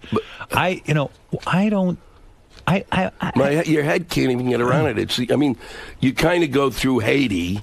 Yeah. And that's more than you can bear. And then but Haiti, you can build it. Who do we blame? I blame, now the original book, I said this on the air. A lot of people wrote me letters saying I was right on, but some people told me I was crazy. Okay. The original the original Bush, the first President Bush, he made it so they capped, it could only pay $75 million if you're an oil company if something catastrophic happened. Right. $75 million, that's your penalty. Yeah. Now, to them, that's like 10 cents. Yeah, because they make billions and billions and billions of dollars, right? Mm-hmm. And then it got even more laissez-faire. Everyone started saying, well, the government shouldn't interfere. These guys have to go out after all and lay out some money, and they have to find oil and all this and the other thing. And then the other day, somebody was blaming Dick Cheney. I didn't even catch why it was Dick Cheney. Do you understand why Dick Cheney is to blame? Well, no, he's not. I don't know how much he is to blame. Who is to blame? Well, I had heard the rumor because we don't get information anymore. In order to get information, this, you wake up in the morning, you start looking at 400 things, and you go, well, this is Dick Cheney. I heard there was a $400,000 piece of equipment that should have been put on this thing, and they went, nah. Dick Cheney went, nah. And Halliburton, his crew, is the one who put the cement on. And I think Halliburton, anytime, now that's got to stop. When they apply for something, you go, no, fuck you, no. Because everything you've been involved in has been, you're either stealing us blind, or you don't know what you're doing. And yet we keep seeming to go to this Halliburton. Every time there's a catastrophe, Halliburton's been there. There was something that it was all we have to have Halliburton. They're the only ones who can do it. Yeah, that was the war. The war, yeah. And they're the only ones who make cement. Yeah. They're the only ones left who make cement. They bought every cement company in America. I mean, yeah, for a while. And then they had this, and then they got another group, and I can't remember the name. When I did the USO tour twice, and the guy serving food, there's like a spin-off of Halliburton, and I can't think of. Damn it! I can't think of the name because I'm like a stroke victim now. So all of the guys, the Army doesn't serve its own food anymore. There's a group of people making a profit, and they've got like these people from like Slovenia and Bacchus, and they're sitting there throwing the grub out, and these fuckers have hired Halliburton's subsidiary has hired them, pays them 20 cents, and shows them pictures of good teeth as if someday you'll have a dentist, and they just fuck them. And then for a while it was like Halliburton was providing even the soldiers who go over and fight the war. Security guys. Yeah, right. Oh, yeah, everything. They were a full-service agency. You're right. Why don't we just say no to Halliburton? I think all our problems would be solved. That's the start. Yeah. And then I think, too, the one thing that we could, it's just at this point, don't we learn the lesson of, we seem to only learn things after. Right. Sometimes go, shit, we should have, like when the bridge in Minneapolis went, that's when I had the revelation. Right. Because the next day, after that bridge went down, in every city in America, everyone checked their bridges. Right. Yeah, that's what it took. But it's too late. We forgot we had bridges. It's the same with this oil. People in the oil industry have been screaming for years that it's too lax, that a catastrophic accident could happen. Mm-hmm. And now here it's, and it did happen with the Valdez and all this. And now here we are again in the same situation. Yeah. Will something good come out of this? I don't know. I mean, I keep wondering when the fuck we learn a lesson. I mean, suddenly we don't allow terrorists on planes. We used to for years for some reason. I don't get it. That, yeah. I don't know what you do. I mean, I don't know what in the end you do. My theory has been that you might like is that you since BP is a multinational corporation and they're above the law, right, and they act like their own country, and they work tax breaks every which way. That since they act like a country, we should treat them like a country. And if we could go into Iraq because we thought they had weapons, invade them. You're saying invade British Petroleum. Invade British Petroleum. You're a genius. Take over the buildings, put the guy wherever the mail comes in and the checks are. Here's a guy grab every fucking dime they got. Right. That's what you would do to a country. Exactly. And I'm sorry about the British pensioners. It's called Tufsky-Shitsky. We have to... They're attacking us with oil every day, and then they don't even tell us how much oil they're attacking us with. How old are you now? You're about my age? I'm 61. You're 61. So you're from the same generation I am. Yeah. What were we called? The baby boomers? The boomer, yeah. Didn't you think our generation was going to be great? Didn't you think, like, with Woodstock, and did you think everything was going to change, and people... Like you would have thought marijuana would have been legal by now with our generation. You're doing my act. This is what my act is about now. I finally said, I go on stage, I go, we're the generation who's going to change the world, and we did. We made it worse. But I always knew it. Our generation growing up was so selfish and so sort of out of control. I couldn't imagine our generation doing anything great with this country. And I always dreaded the day when guys from our generation would get into power and be the president of the United States. And they have fucked everything up. Yeah, but I don't think those two fuckers were representative. Clinton said he didn't inhale, so fuck you. You're not even a part of the group. Right. And Bush is a shitty preppy. Right. And that's what he represents. I mean, he's a preppy.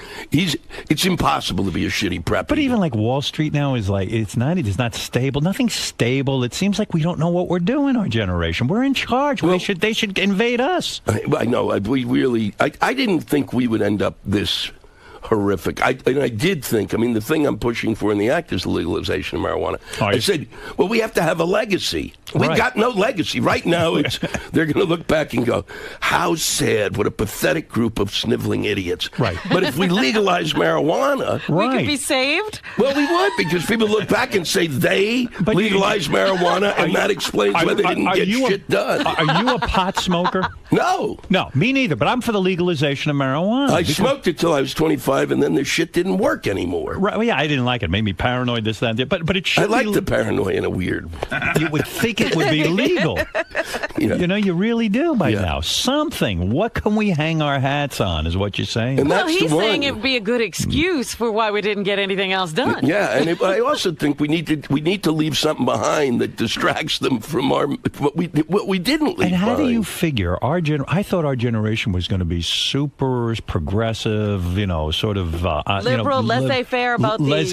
Yeah. Well, and then we got something like the Tea Party. What is that Tea Party? Explain that to me. What is that? That is that is the, you know, I don't know how you felt. You know, you got the Democrats and they're insane, and the Republicans and they're insane, and so I've just been waiting for a third party, please. Right. and plus, this is your live stream, a third party. A third party. Plus, they're driving me. Both sides are driving me to the middle, which is not where I'm most comfortable. But something's got to. We got to move ahead, right? And so, who shows up? The Tea Party, right? And they're just as insane. You're right. I mean, they're like the retarded wing of the Republican Party, and they're pushing the Republican Party. And their hero is Sarah Palin, right? Who make shit up. Right. At what point do you allow? You can't be making shit up. Right. You can't say, "Oh, they're going to be death panels," and because it comes out of your mouth, it's fucking real. So she's a disaster, and that's the third party. And that's the third party, and then they've got, you know, and that and every so often they're nominating people. You just go, the woman who said that you know what a real family is it's a man and a wife, and the wife stays home and the man goes to work, and that's the only real family. It's like, and how do you not at that point go, you know, send in an emergency group that grabs her and takes her to some sort of place for counseling? Well, now that you explain the Tea Party, I realize what I need. I need a fourth party. Let's keep going through the parties till we get a good. We need some new party. We do need a new party, and then these are the same people who said, God, we don't want government regulation. God knows. Who do you want? You don't want anybody to look at the fruit, you fucking idiot? Yeah. And they go, no regulation, but the shit hits the fan in the Gulf. They're going, where's the government? Where's the government in this? You can't fucking have it both ways, you fucking dicks. That's what I said on the air. I said, everyone's screaming, no regulations. Bush was, listen, my friends are in the oil company. Do the right thing. Yeah, and now everyone's screaming. I will turn on Fox News. They were the ones for the last 8 years been saying, listen, less regulation. Get out of company's way. I see the anchor man, and he goes, can you believe the government isn't on top of this? Right. I went, well, you told them to not interfere in the free market. But when Katrina happened, it's not the government's job. Yeah, all of a sudden, it's madness. Yeah. I mean, it really is just flipping out. We've flipped out completely. And then this old bag makes a statement the other day. You know who this is? Helen Thomas. Oh, God. Yeah, she says the Jews ought to get out of Israel. Well, that's like saying to you ought to get out of America, go back to your home. Oh, I know, but she was 89. You know, that's senile. Yeah, she's like my mother. My mother's not senile, but she's got no editing equipment. My mother said, you know, my mother turned to me. Yeah. We're in Vegas. We're all sitting around a table. You took the whole breakfast. family there? Yeah, we're sitting, you know, because she loves. Now you're the success. They love it. Yeah. Now you're the big success. Now my mother, who was kind of a socialist most of her life, is going, what's with this hotel room? She suddenly got rich. Oh, yeah, she's got notes for the staff. That other brother's forgotten. So you're in Vegas. So we're in Vegas. She says to me at one point, you know, out of the blue, you know, you weren't, you and Ronnie weren't really, my brother, you and Ronnie weren't really my idea. What? She said, it was up to me. I didn't really want to have children. She points at my father. She goes, it was all his idea. Yeah. And I'm sitting there looking at her, and she goes, you know, I guess that's not something you say to your child. You think? So you think Helen Thomas is like... I just think the editing, you know, that whole section... It just breaks down. Yeah. I mean, the sad thing is when you look back, you know, you got to remember, too, when Nixon was, you know, fucking up big time, Helen Thomas was the one...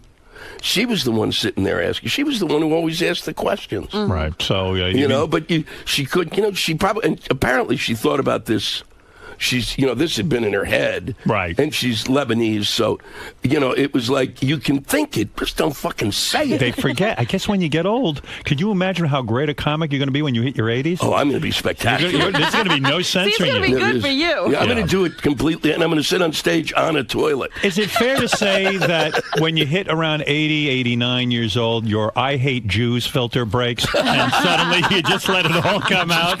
You spent a lifetime hiding your hatred of the Jews, and then it just kind of there was a backup in the septic tank. I know one guy, his I hate Jew filter broke when he was 4 years old. Right. I think that guy's name was Hitler. Yeah. He goes, I'm just going to say it now like a senile old woman. And look, it got him very far. So you had your TV special the other night. So let me understand what's going on. The TV special aired on Comedy Central. Yeah. But you're now promoting it as a DVD. Well, no, here's the thing. It was 42 minutes of this movie that we made. Right. Of a concert I did, which was an 80-minute concert. Right. And, Comedy Central bleeps it. I see. So basically people saw half of the concert. Oh, I see. And so I came up with that and a 70-minute documentary for people who are looking for something to sleep to. Lewis Black's stand-up special, Stark Raving Black, is available on DVD tomorrow. But now that you're 63, you know how they say, like, don't keep pushing. No, but they say 60 is the new 40 and all this kind of stuff. That's horse shit. You know that's horse shit. It's not. Oh, for Christ's sake, 60's 60 and 40's 40. They're different numbers. And the worst is when you see those guys on TV, I'm in my 60s now, and I've never felt better. You're fucking insane. Did you have polio as a child? Were you in an iron lung until you were 18? It's crazy, right? What do you think? You never felt better. I wish I knew now. You can't apply what you know now, douchebag. You can't go back in time. It doesn't work. Oh, my God. Well, you're a smart comedian. You know what I mean? And it's great when you see guys having success who, are kind of lowbrow, base kind of. Do you sit there and like kind of turn, like when you go to these places and you perform, and let's say it's not a theater, let's say it's a couple of guys on the act, are there performers who you just fucking can't stand? Or you just like, this shit is bullshit. How is this guy successful? Well, no, because it depends on it. I mean, certain people, there's certain things, but I mean, most of the time, if they did the work, I don't give a shit. Like there's always been this hoo-ha about Larry the Cable Guy. Well, I've known him since he was Dan Whitney, and he opened for me, and he was horrific. Right. Like 20 years ago. He was horrific. But he came on as Larry, and then he started to do these, go on radio stations, but he would call every radio station every morning, and every time I was on the radio, he'd be coming on later, and he did all the work you have to do. It's hard to really go, piss on somebody who's done all the work. Is he still horrific, or has he gotten better? Oh, he's funny in a horrific way. It's hard to understand. Well, you both do different things. But they're, to me, what's upsetting is these guys like Dom Irera, who's a great comic. I mean, just a great comic. Funny guy, and if in the time of like when Sullivan was on, would have been kind of an icon. Yeah. Right. It doesn't get the due. That's where I get upset. Not that others get their due, but the people who really should get the due don't. I know. And what can you do, really? I mean, I guess when you have an opportunity, you promote guys like that, and you do that kind of thing. Yeah. Yeah. No, it's a tough business. It really is. And I look at it, and you've paid your dues. I mean, I read somewhere like a couple of years ago you got hit in the head with a bottle on stage. Yeah, it was in Bonnaroo, and Bonnaroo. It was a music festival. It was a music festival. And they have that's got to be hard to be the comic at a music festival. Well, except they have a comedy tent, but the guys in Government Mule asked me to join them. They were, all these people were sitting in, and they wanted me to. Here's the bit. It's that they're going to be playing an instrumental. I'll come on stage. Then they'd ask me to sing, and they're playing an instrumental, and I get upset that they're playing. You fucking, there are no lyrics to this, so I go off on them. And then within 30 seconds, this giant water bottle, not with water in it, comes and hits me right in the head. And I explode, and all the guys jump up. And I went completely apeshit. You started yelling at the audience? Yeah, and the only thing what do you say to the audience? I said, you fucking assholes, you come out here to the middle of the goddamn... The last thing on earth, you don't throw shit at people on stage. I don't give a shit if you throw it at me. That I don't care about. But these fuckers are talented. You can hurt somebody. And it was... then the only thing I thought about when I've seen the video on YouTube is I look as if I'm midterm pregnant. Right. That's just what really pisses me off. Not the water bottle. Because you're such an original, do you find that other comedians steal your material? Now, I've always heard this about stand-up comedy. People go nuts from this. Yeah. That this one's accusing that one of stealing. This one accuses that one. And is it really going on? Like, do you go in a club and then see your act somewhere else? No, I don't really. That rarely happens with me because I don't really write punchlines. You don't? How do you work? Do you sit at home? You don't write? You don't sit and write? I don't write. I do everything on stage. I go up on stage. Explain that to me. I don't understand. In other words, the same thing you do. You sit down and you start talking. Do you write this down? No, I don't write it down. What, this shit? How would I write this down? But wait a second. You've got to have something in your... I mean, there's certain things that you... There are things I know I'm going to talk about. Yes. But if you saw my... It's just a list. It'll be like BP, regulation... I mean, I just write little things down. And there's no joke. There's no punch. But there is. When I stand on stage, that's when I start to shape the material. And I'll start talking about it, and then I'll find out what's really fun. I'll have like one or two lines. Now, that seems very brave. I mean, you could tank. I mean, you could have a night where you're not, at least if you have a set act, then you can't really tank. You've tested it, you've worked it. But, I mean, what happens is that I've kind of developed it to the point where I have my set, and then... like this thing that just came, what just came on it was my tour last year. That's what is the DVD is. So that I finished in August, and then as soon as that was done, I took a piece of it out and plugged in another piece. And then I started working on another piece, and then I finished that piece and plug in another piece and start working on that piece. How did Jon Stewart figure out how to use you? I mean, how did he like? I was there before him. I was the first one there. At Comedy Central on that show? Yeah. Oh, no kidding. I was one of the first people. I'm the last of the originals. Who were the originals on that show? It was A. Whitney Brown. Right.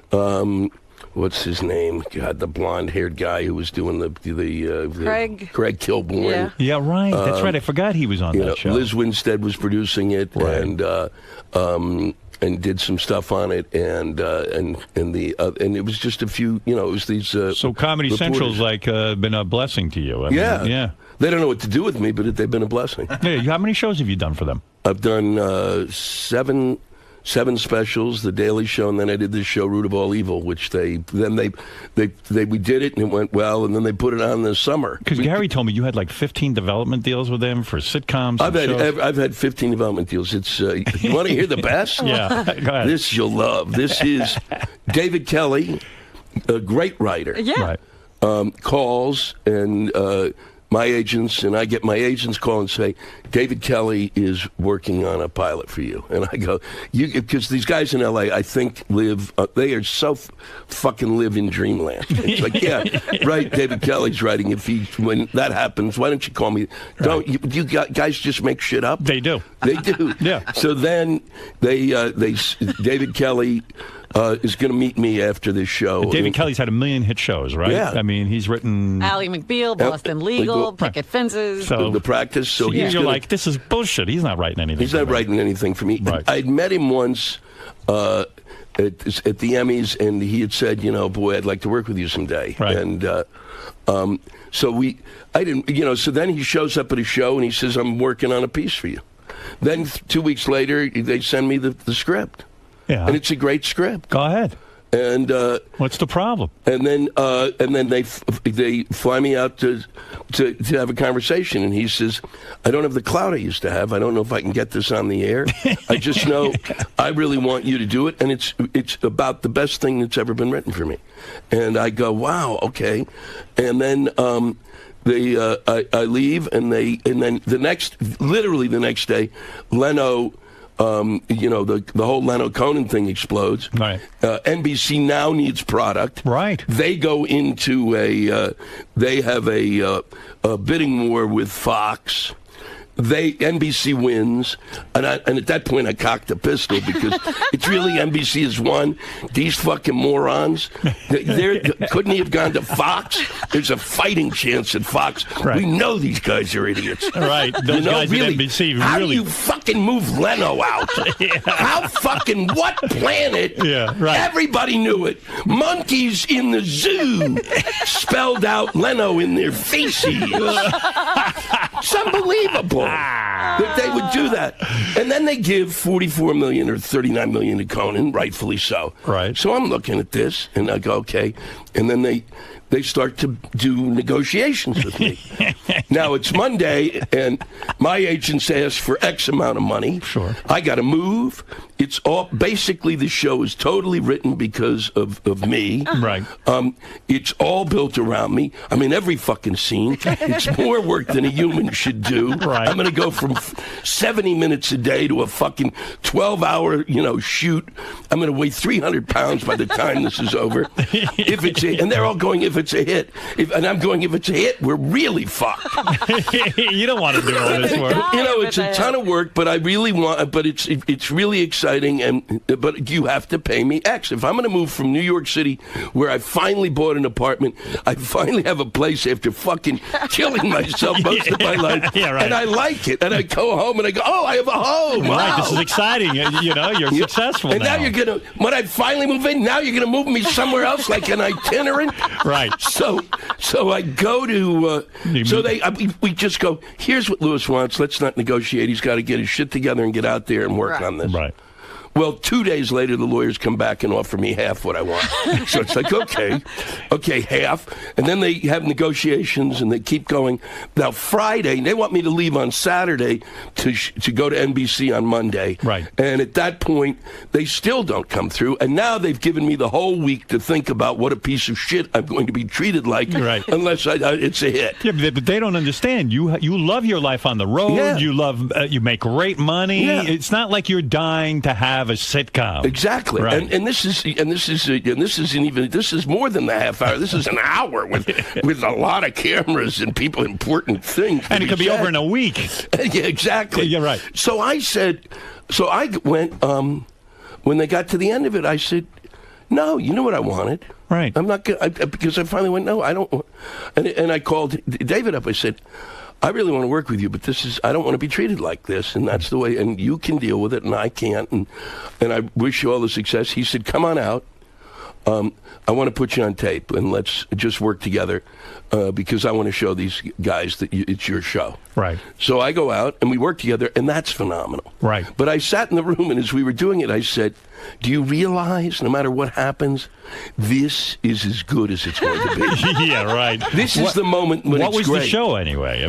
It was about a lawyer who leaves a patent law firm and basically moves into a kind of a storefront law thing and starts dealing with and it's called Kindred's, this group of people. Yeah, and that was the end. So no show. So no show. He said, I can't get this. He wanted an actress in like a smaller role, right? And he didn't have the clout to get the actress in the smaller role. Wow. And to his, I have to say, he's so much a gentleman. It's extraordinary. He calls me up. He goes, I couldn't do this. And he said, and I hate the fact that I got you all excited about this gig. And I can't get it done. And I said, it doesn't matter. We had a great day. Who else could ask for more? And I said, we'll work on something. Were your demands unreasonable? Your money demands? No. Were they insane? No. You were within the... I took what I thought I really would want, and cut it by half. And because you would have to give up a lot of this income that you make, you've got work. I mean, you've got all these dates planned, right? Yeah. I mean, you're not sitting at home picking your ass. And they're saying, and the thing is, they're saying, well, the money isn't what it used to be. You just gave Conan $39 million, okay? Go Where'd you get that from? Yeah. Wait another week to lie to me. Yeah. Well, not only were they, and as you point out, you're negotiating with the guys who made that bonehead move. They took the number one guy and put another guy so in. Who knows what I'd be? And then to end the story, which is what's wonderful, since NBC wanted a star. Right. And that's always been where I'm always kind of like that. I'm in the next tier, which is fine. Right. It's just enough celebrity that it's fun. Right. They cast Yeah. Kathy Bates. Really? Yeah. I mean, and I can't Wow. really argue. She's a great actress. Even David said, "What are you going to do?" He said, "I can't say to them, fuck Kathy Bates. She's like a great actress." Was she your love interest? She was going to be she's the star. I see. She's now She's him. doing me. They my took God. his role and gave it to her. Yeah, and I my said, God. and my immediate Kathy reaction, Bates. was, I would have had my tits done. If I knew it just needed tits. It's insulting. Why wasn't it Brad Pitt that took over your role? Yeah, no, it's Kathy Bates. Because I literally span the spectrum of sexuality. I was in the theater. I'm trying to think who has more sex appeal, you or Kathy Bates. Listen, Louis Black's great stand-up special, Stark Raving Black, is available on DVD tomorrow. Well, you're doing well, my friend. Well, thank you. Yeah, It's fun. That's good. You know what I mean? You mentioned Leno and Conan, and Conan's a good friend of yours because you've done the show. I mean, do you hang out with him socially, or is it's just strictly you've done it? Yeah. It's sad to think about, but I guess did NBC screw? They did screw Conan. Yeah. And in a way, they screwed Jay, or Yeah. not? Jay says he got screwed, but no one can figure out how. Well, I mean, he screwed himself in a sense of like taking the 10 o'clock slot. Right, exactly. Should have gone to another network and kicked everyone's ass. And I realize that the Tonight Show is in the pantheon of existence a great thing, but Big deal. At a point in time when you've gone in this setting way beyond what radio ever imagined, and TV is like a minute away from being YouTube. I had a piece that went viral on YouTube, and this is when I knew that. Like about 2 weeks ago, I did something on Glenn Beck. It's 2.5 minutes long. I could feel the difference when I walk down the. I mean, literally, people were coming because up. now YouTube is a factor. Because it's a YouTube. What'd you say about Glenn more Beck? in 2.5 minutes than my whole fucking career. What were you saying about Glenn Beck? Are you a big fan What a of his? piece of shit. that he had Nazi Tourette's. He is, everything is Nazi. Yeah. The Peace Corps was a Nazi institution. It's all The Nazis are just getting better and better. You know what's weird about his show? I watch him a lot, but now it's become like a professor sitting at a blackboard. It's almost like a boring history class, but it's history according to him. Yeah, well, it's his, But you're right. Everyone's sort of a Nazi. B'nai B'rith is Nazi. Everything. Everything's Nazi. Nazis. Well, listen. You don't have to tell. I don't have to tell you how bright and funny you are. I mean, you already know it. And we all look forward to seeing the stand-up special, Stark Raving Black. The great Louis Black, everyone. We'll be back right after these words. Thanks for coming in today. Oh, it was a pleasure. Thanks, great Howard. seeing you. Louis, Yeah, how'd it go there today? it was great. It was a lot of fun. Good to be back. Yeah, it was. It was a kick. It sounds like things are going pretty well for you. You got your book. You Yeah, got DVD. this week. It is until I get out of here. I mean, it's great right now. Right now, it's spectacular. Why? How could it go once you get out of here? Well, things could turn for the worse. Something could drop off a building. I could trip. Yeah, Howard just said, how funny he finds you. Yeah. How does that feel coming from someone like Howard Stern? It's a terrific compliment. You can't beat that. Yeah. I mean, seriously. I mean, really, what are you kidding? Cool. All right, man. He interviews everybody and their mother. I'm glad we had a good time. I enjoy him. It's like, I just feel like, I don't know how he does what he does. I'm always kind of amazed. Well, you guys seem to be on the same page. Like you both speak your mind and don't care what everyone else thinks. Yeah, no, and really, and we both kind of realize we're not going to affect the fate of America. It's like, this is what we do, and you can listen, and then, but it's not like, people get upset with us. It's like, what are you, really? You think everything's going to change because we're talking? Cool. All right, man. Well, thanks for stopping by today. It was a pleasure. Take Thank it you. easy.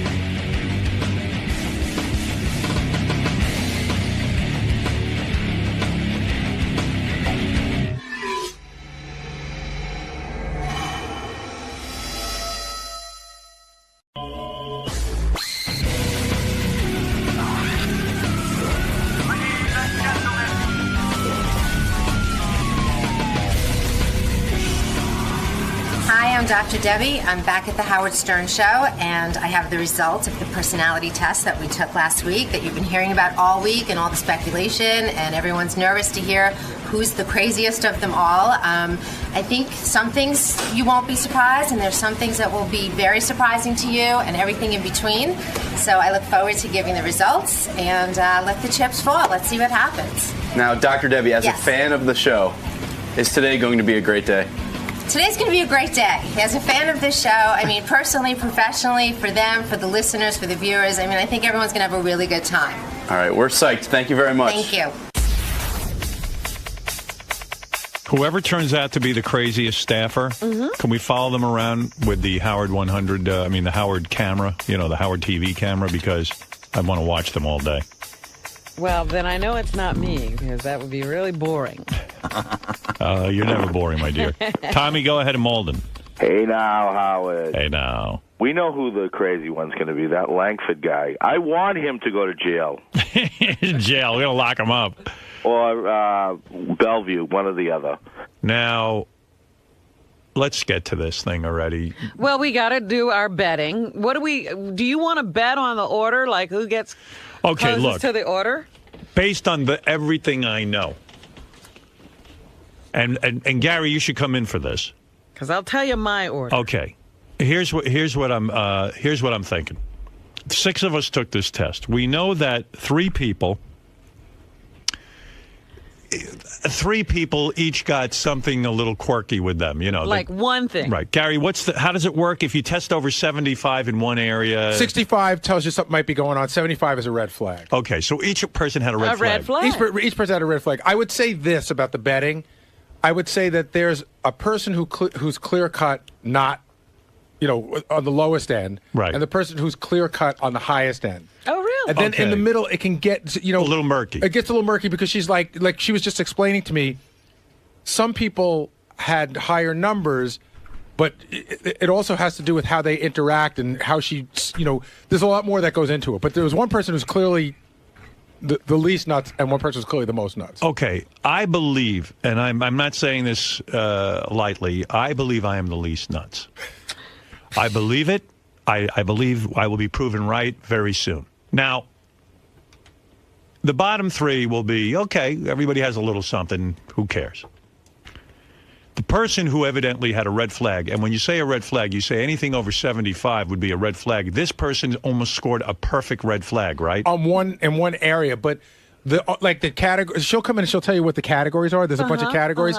Like some people scored 75 or 76 in one category. Everybody you said scored at least 175. Right. That's what I'm saying. Everybody had a red flag. This person hit, I think, 6 or 7 categories. Wow. And one of them. And I'm only going to just again throw this out. The classification, the first word, the word that jumped off the page with me in capital letters was severe disorder. Okay, look.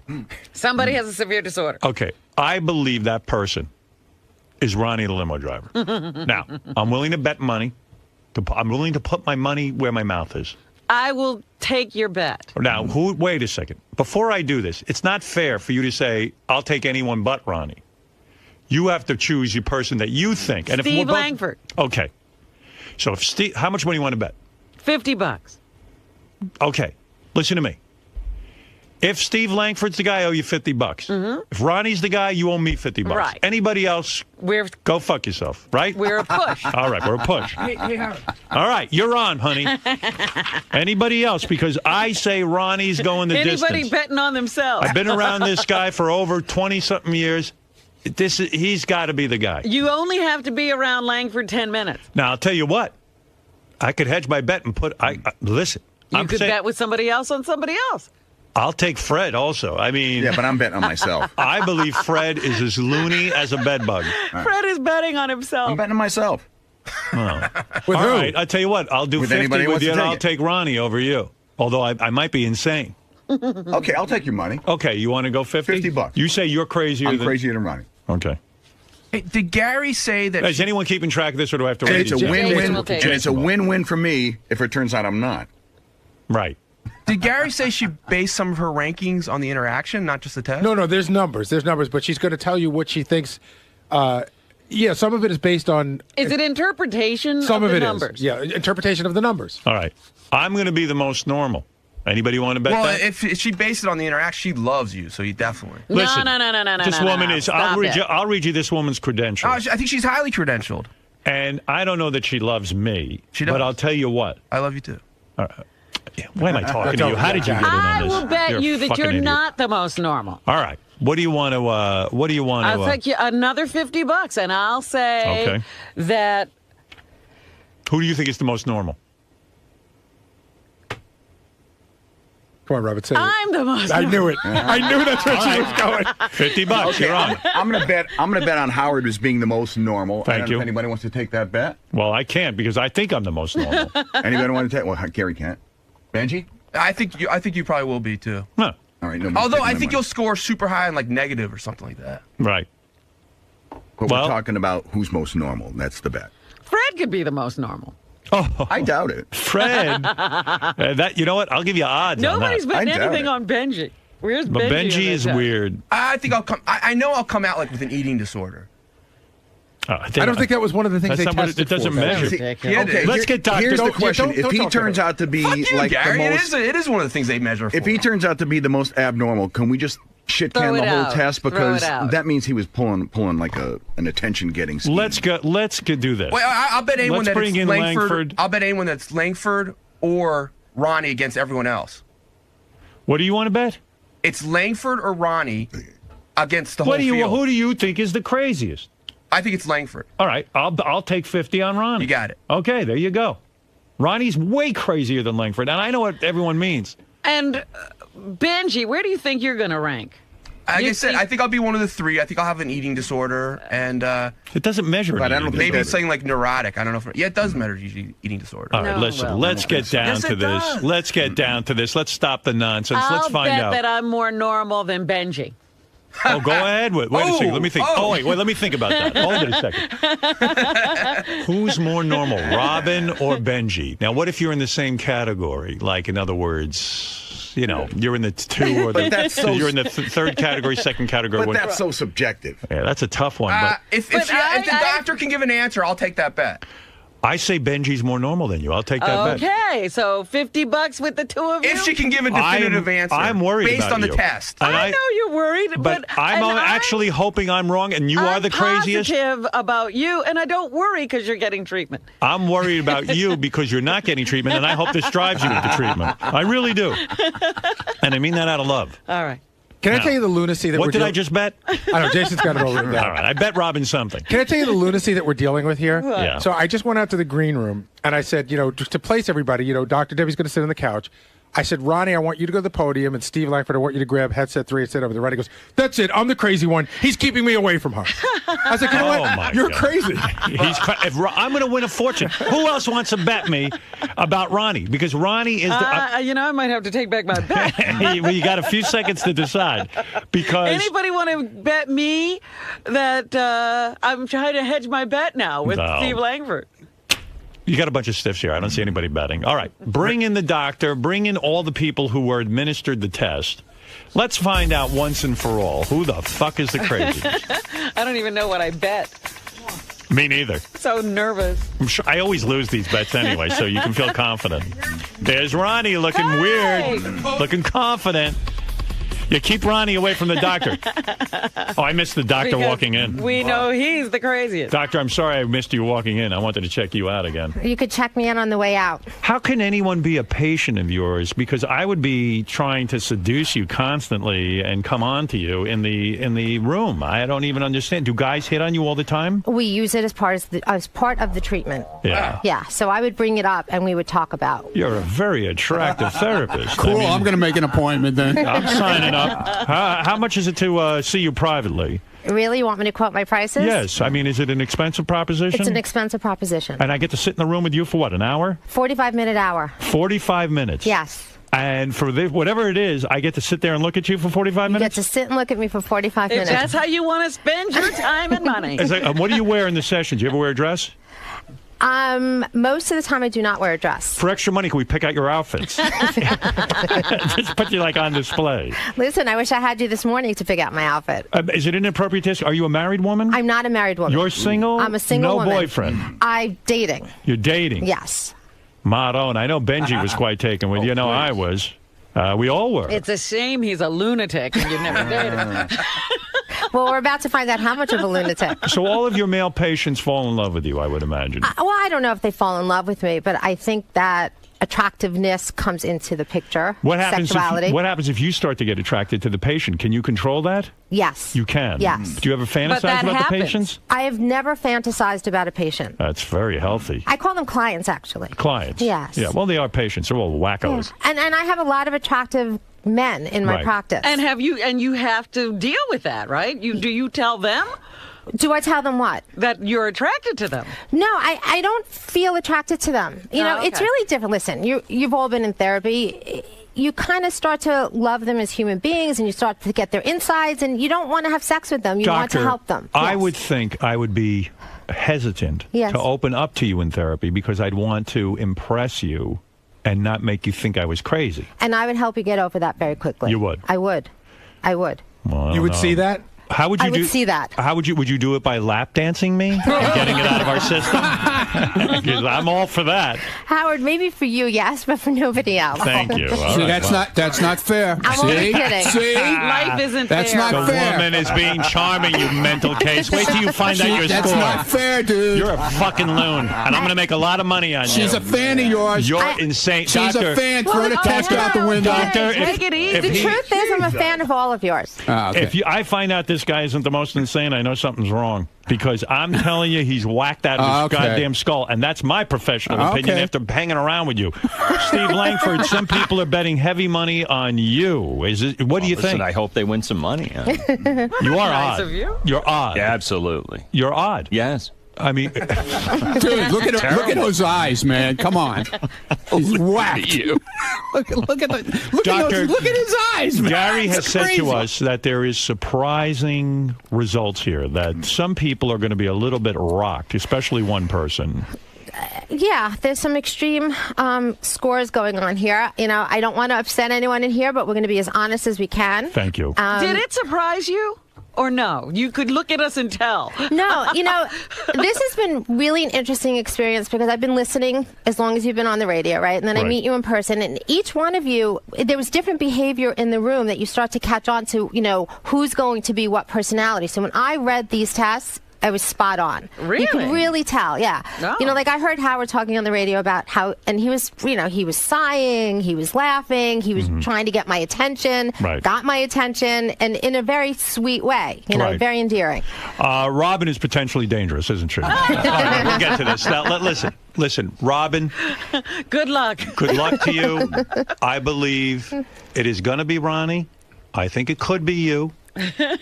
And it could be Fred. It could I be. do It not- could be any of us. Not me. I know it's not me. Steve Langford, Howard. I don't think it's you. I don't think it's actually Benji. I'm most concerned about Fred, Robin, and especially Ronnie, who I put all my money on. Where is Fred? Right Fred here. is behind you. Right here. So be careful, doctor. Oh, hi. Today's psych results are a result of the doctor. The doctor is highly qualified for this kind of thing.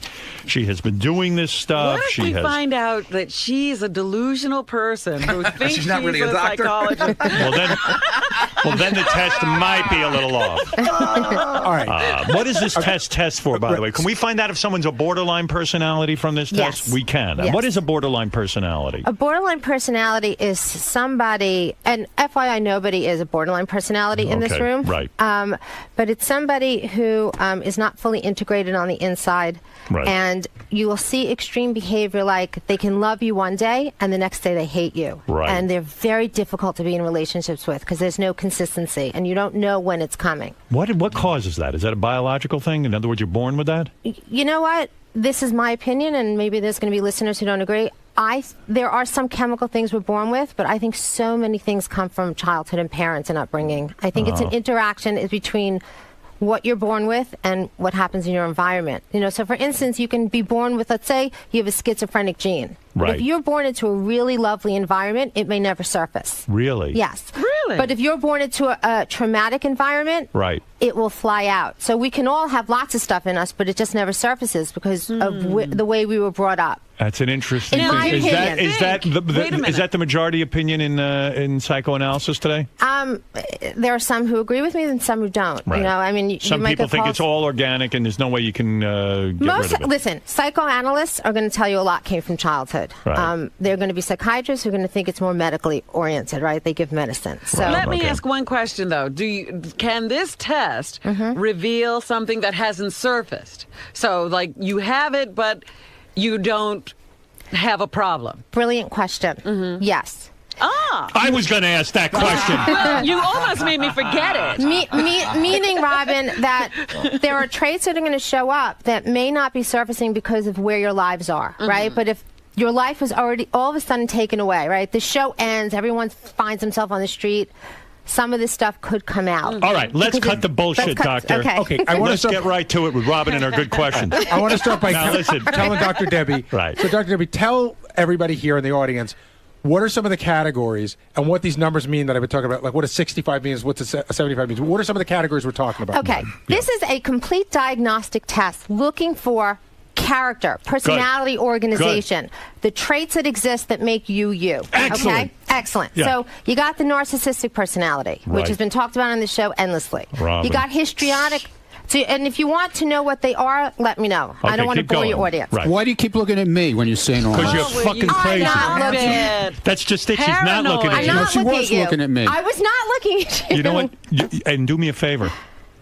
You better sign up right for the Funny Farm after she gets Dude, done with the results. I go. Once a week is a drop in the bucket for you, pal. You need major You need to be there every I don't goddamn care day. what the test Look who's says. talking. I don't care what the test says. I got a question for you. Yeah. You know how sometimes when there's a nutty guest, Ronnie stands in the back? Yeah. Who should stand behind Ronnie today? That's a good question. All right, go ahead. You've got the histrionic personality disorder or personality, obsessive compulsive, Right. passive aggressive, paranoid. Ronnie. Yeah, right. You're paranoid over there. You. Who? You. There's something Okay. Paranoid. I'm afraid brother. of you, that's for sure. Paranoid. All right, we'll see. We'll see what the doctor has to There's say, something, genius. there's something called antisocial, schizotypal, or tipple. I don't know how we should pronounce it, but Right. that's someone who avoids people. All of Ronnie. it. There is not Right. a personality structure that's not tested on. This is Dr. Debbie. Debbie, how do you say your last name? Magids, right? Magids, hard G. Dr. Debbie Magids. She's a top person. And now all you mental cases are about to find out. I want all of you. What are you looking at me for I again? didn't even look at you. All right, so one more thing. Time to get help. One more thing. So now that you've told everybody what it is, and before we get to what what order, the numbers mean. Explain the numbers. Okay. We all have some of everything. It just depends on where you fit on the scale. Okay? Right. So on this test, the scale went from 0 to 115. Okay? If you scored a 65, that means there's a lot of presence of this particular personality trait. Right. Okay? 75 means we're starting to border on sort of clinically significant. Okay. 85 and above means we're bordering on disordered, more problematic, more severe than Right. the other numbers. Good. And Okay? stop cheating and looking over her shoulder, I Steve can't- I haven't got my Langford. glasses on. That's Can't what see a I'm thing. watching you Cannot like a see a thing. hawk. You can't see a thing? Cannot. Good. Don't worry. I'm a doctor. I'm looking out for you. Okay, thank you. I see this I see all these maniacs every day. All right, now. So I think she explained it well enough. Are you All right, ready to so start? are we going to start with So the most how are we normal gonna do person? it? Yeah, I think we should start. Debbie and I talked So about it. announce my name, Debbie. Oh, and stop if you don't mind me, it. doctor, calling you Debbie or I Debbie don't doctor. mind. I like okay. Debbie. Dr. So, Debbie. So Debbie, who's number one on our list? Meaning probably the most normal, the who got the best score, so to speak. and doctor, And stop. what that personality is. And doctor, stop rubbing your thighs. You're turning me on. I'm She's got, watching everyone. she's got great hands. This She's got girl has great awesome hands. Look at those hands, Oh, man. that's lovely. Thank you. He's sucking up to you. You're still Okay. crazy. Yeah, so are you. The most normal on the Howard Stern show. Oh, I know it's me. I know it's me. I know it's me. Howard Stern. I told you. Oh, he owes me money. I think I owe Fuck you off. money. Oh, this is bullshit. I told That's you. a bullshit test. You're right. He did it again. He lied on the my test. God. Robin, can I tell you Lied something? On the test. I know answers to You questions. can't lie on the test. Debbie, can What you was lie his on the test? personality? Hey, How would I lie on the test? Okay. You know how. Then I'm a genius. There are scales on the test to help us know if people are lying, and his test did not show that there was any lying. But okay, first of all, let me tell you what his personality was and why I think he came out lowest. Okay. How about that? All right. How about because you're all Excuse me, fucking sit crazy? down and be Sit down. quiet. This is such. Sit I want down and be I want to quiet make out for with a the doctor moment. now because I'll tell you Right. why. Oh, please. Just get out of this room. You You're don't belong proving. here. You're proving what I always said. These people, I love them all, but sometimes I feel like I'm losing my mind with them. I feel like I'm trapped in a mental Oh, you institution. devil. Yeah. All right, now I'll be quiet. Doctor, go ahead and tell people why I'm normal. Okay. What is he? Howard Stern is the histrionic personality type. Okay? Aha. Which means, I'm going to read you a description. Excessive emotionality. Very high on attention seeking. Okay? It's true. Needs to be the center of attention. True. Needs for constant approval. True. These are Okay. all psycho things. Repeated signs of acceptance. Right. Intolerance of frustration, delay, disappointment. Yes. Yes. These are all the things true. I work on in therapy. Yes, and And you're could be doing sexually. horribly, let me say. Okay, wait. Let the doctor finish. You're interrupting my perfect diagnosis. Go ahead. And You're a genius. Dramatic and sexually seductive behavior. Okay. And you've displayed all of that when you here s- right now. Doctor, you've mentioned some things that sound somewhat, cuckoo. Why am I the most normal? Okay, here's my assessment of it. Okay? Okay. I don't know if you would have always scored the most normal. Right. Okay. You've had Because you learned to lie in therapy. Well, no, he's had years of therapy, but Thank here's you. really what I think it is, okay? What motivates these needs is you need a lot of approval and attention. Yes. And over the years, you've achieved that through this show, right? Okay. And I think you've become the softer Howard over the years. Yes. Because you started to get more recognition. He's still a mess. He might still be a mess, I'm but more he's not, normal than you, he's sweetheart. Not as messy Wait as to the rest see. of you. And wait till you see this Ronnie. Do you have a straitjacket? Because I need you to lock some of these people up. Good. Wait till we see. All right. Isn't he your Everybody, security? everyone now has heard. I am the You know most what? normal, as I Actually- predicted, and Oh, as she I must bet be money. nuts then. She's not nuts. She's going to tell you who's nuts. She And must get be ready, pal. Put your seatbelt on. Thank you, doctor. Actually, Yeah, I thank you, did it doctor. from craziest to least crazy, and you were my last person on the list. Thank you. So you were right. I still hate the diagnosis. I know. but- Listen, I've done a lot of work on myself. The doctor is right. Everything she mentioned in there is what I work on. And my awareness level has risen. I have made And so, improvements. like I said, you looked at the test and you go, I'm going to write false for that. When you knew it's true. That's wrong. I wouldn't even know how to lie on that Oh, test. please. Just like you did on the narcissism test. You know what it is? You might be the most crazy. You can't even deal with my... You know what? You're so jealous of my normalcy that you can't deal. I am jealous of your normalcy. Listen, I could send you to a doctor. You can get normal, too. You're not that normal. You never finished And your if I'm therapy. crazier Well, hold on, than Robin. you- Robin, quit. we're not talking about the universe. We're talking about this room. No, but if Robin- I'm crazier than him, that's a bad thing. See, now he's Robin, going to force me into therapy. I hate to break it to you. You're going to be way up there. And let me Oh, tell you screw something. you. Yeah, I told you. You never finished your therapy. You decided you were cured, and you walked away. All right, you need to get all back right, in immediately. all right, You can all join right, Ronnie and get a all 2-for-1. All right, now go ahead. Come on, Come on, honey. doctor. Can we do group therapy? Stop interrupting the doctor. So we're going to move to number 2 now? Please. Okay, so All now right. we're going to move to number 2. All right, the second least crazy. Secondly is crazy. Watch, it'll be Benji. Go ahead. Steve Langford. Oh, my Langford. God, I lost some more money. There you go. Steve Langford came out high, but not overly high, on In- obsessive compulsive personality. Really? Scored a 77 on that. Uh-huh. So that means Steve is a fairly normal guy, but maybe all this tenacious behavior where he digs in for a story, this obsessive... This pit bull kind he of is a behavior. pit bull mentality. Yeah. It actually works for him. Go ahead. It was the only category he scored high in. Other than that, he Yes. didn't even break a He's like 65. normal? Yeah, well, yeah. Steve? Nothing else really mattered. Yeah, in his Steve, personality. you're not saying anything. What can you say? I mean, Did you feel you were normal? I felt you were well, normal. I'm not going to make that assessment. I mean, that may be for other people, but I don't feel any particular angst. I mean, You're weird. I come to work. I do just my weird. job. He's You know I'm what it is? happy. crazy. You're normal, but you have no personality. That's the Oh, problem. baloney. I mean, what kind of answer is that? I don't even know what you're saying. I mean, you're being cuckoo now. I'm going to have to have you retested. All right, Steve, congratulations. Thank you very much. You know, as I do, that 3 of us are in the lowest category. I, of course, am most normal. You're second most normal. it feels good, right? It feels good to show these people. I got one question about Steve. I'm looking at the notes here. Showing? He did score a 67, and I don't know what this means. Sadistic personality traits. What does that mean? Seems real to It means he pulls the legs off spiders. What does it mean? Well, Doctor? it means there's a lot of residual anger inside. You know, I didn't say I wasn't going to talk about it because I don't know that it added all that much to. But it just says that there's anger inside, and it could be acted out in certain ways. You know, along with obsessive compulsive, which is really a control issue. Right. He likes to keep control, stay sort of distant and rigid, and dig into things. And when I was with Steve taking the test, I mean, you didn't even look at me hardly. Well, no, I didn't want to bother you. I mean, my attitude is you're doing all these tests. You got a lot of work to do. I'm going to come in. I'm going to fill out the test, and I'm going to leave. Yeah, it's You're not a pain in the ass. I walked by when Fred was taking. Robin and Fred were in there screaming and yelling. I know these two are going to be way up there. I'll wait. So just pay me now. Now listen.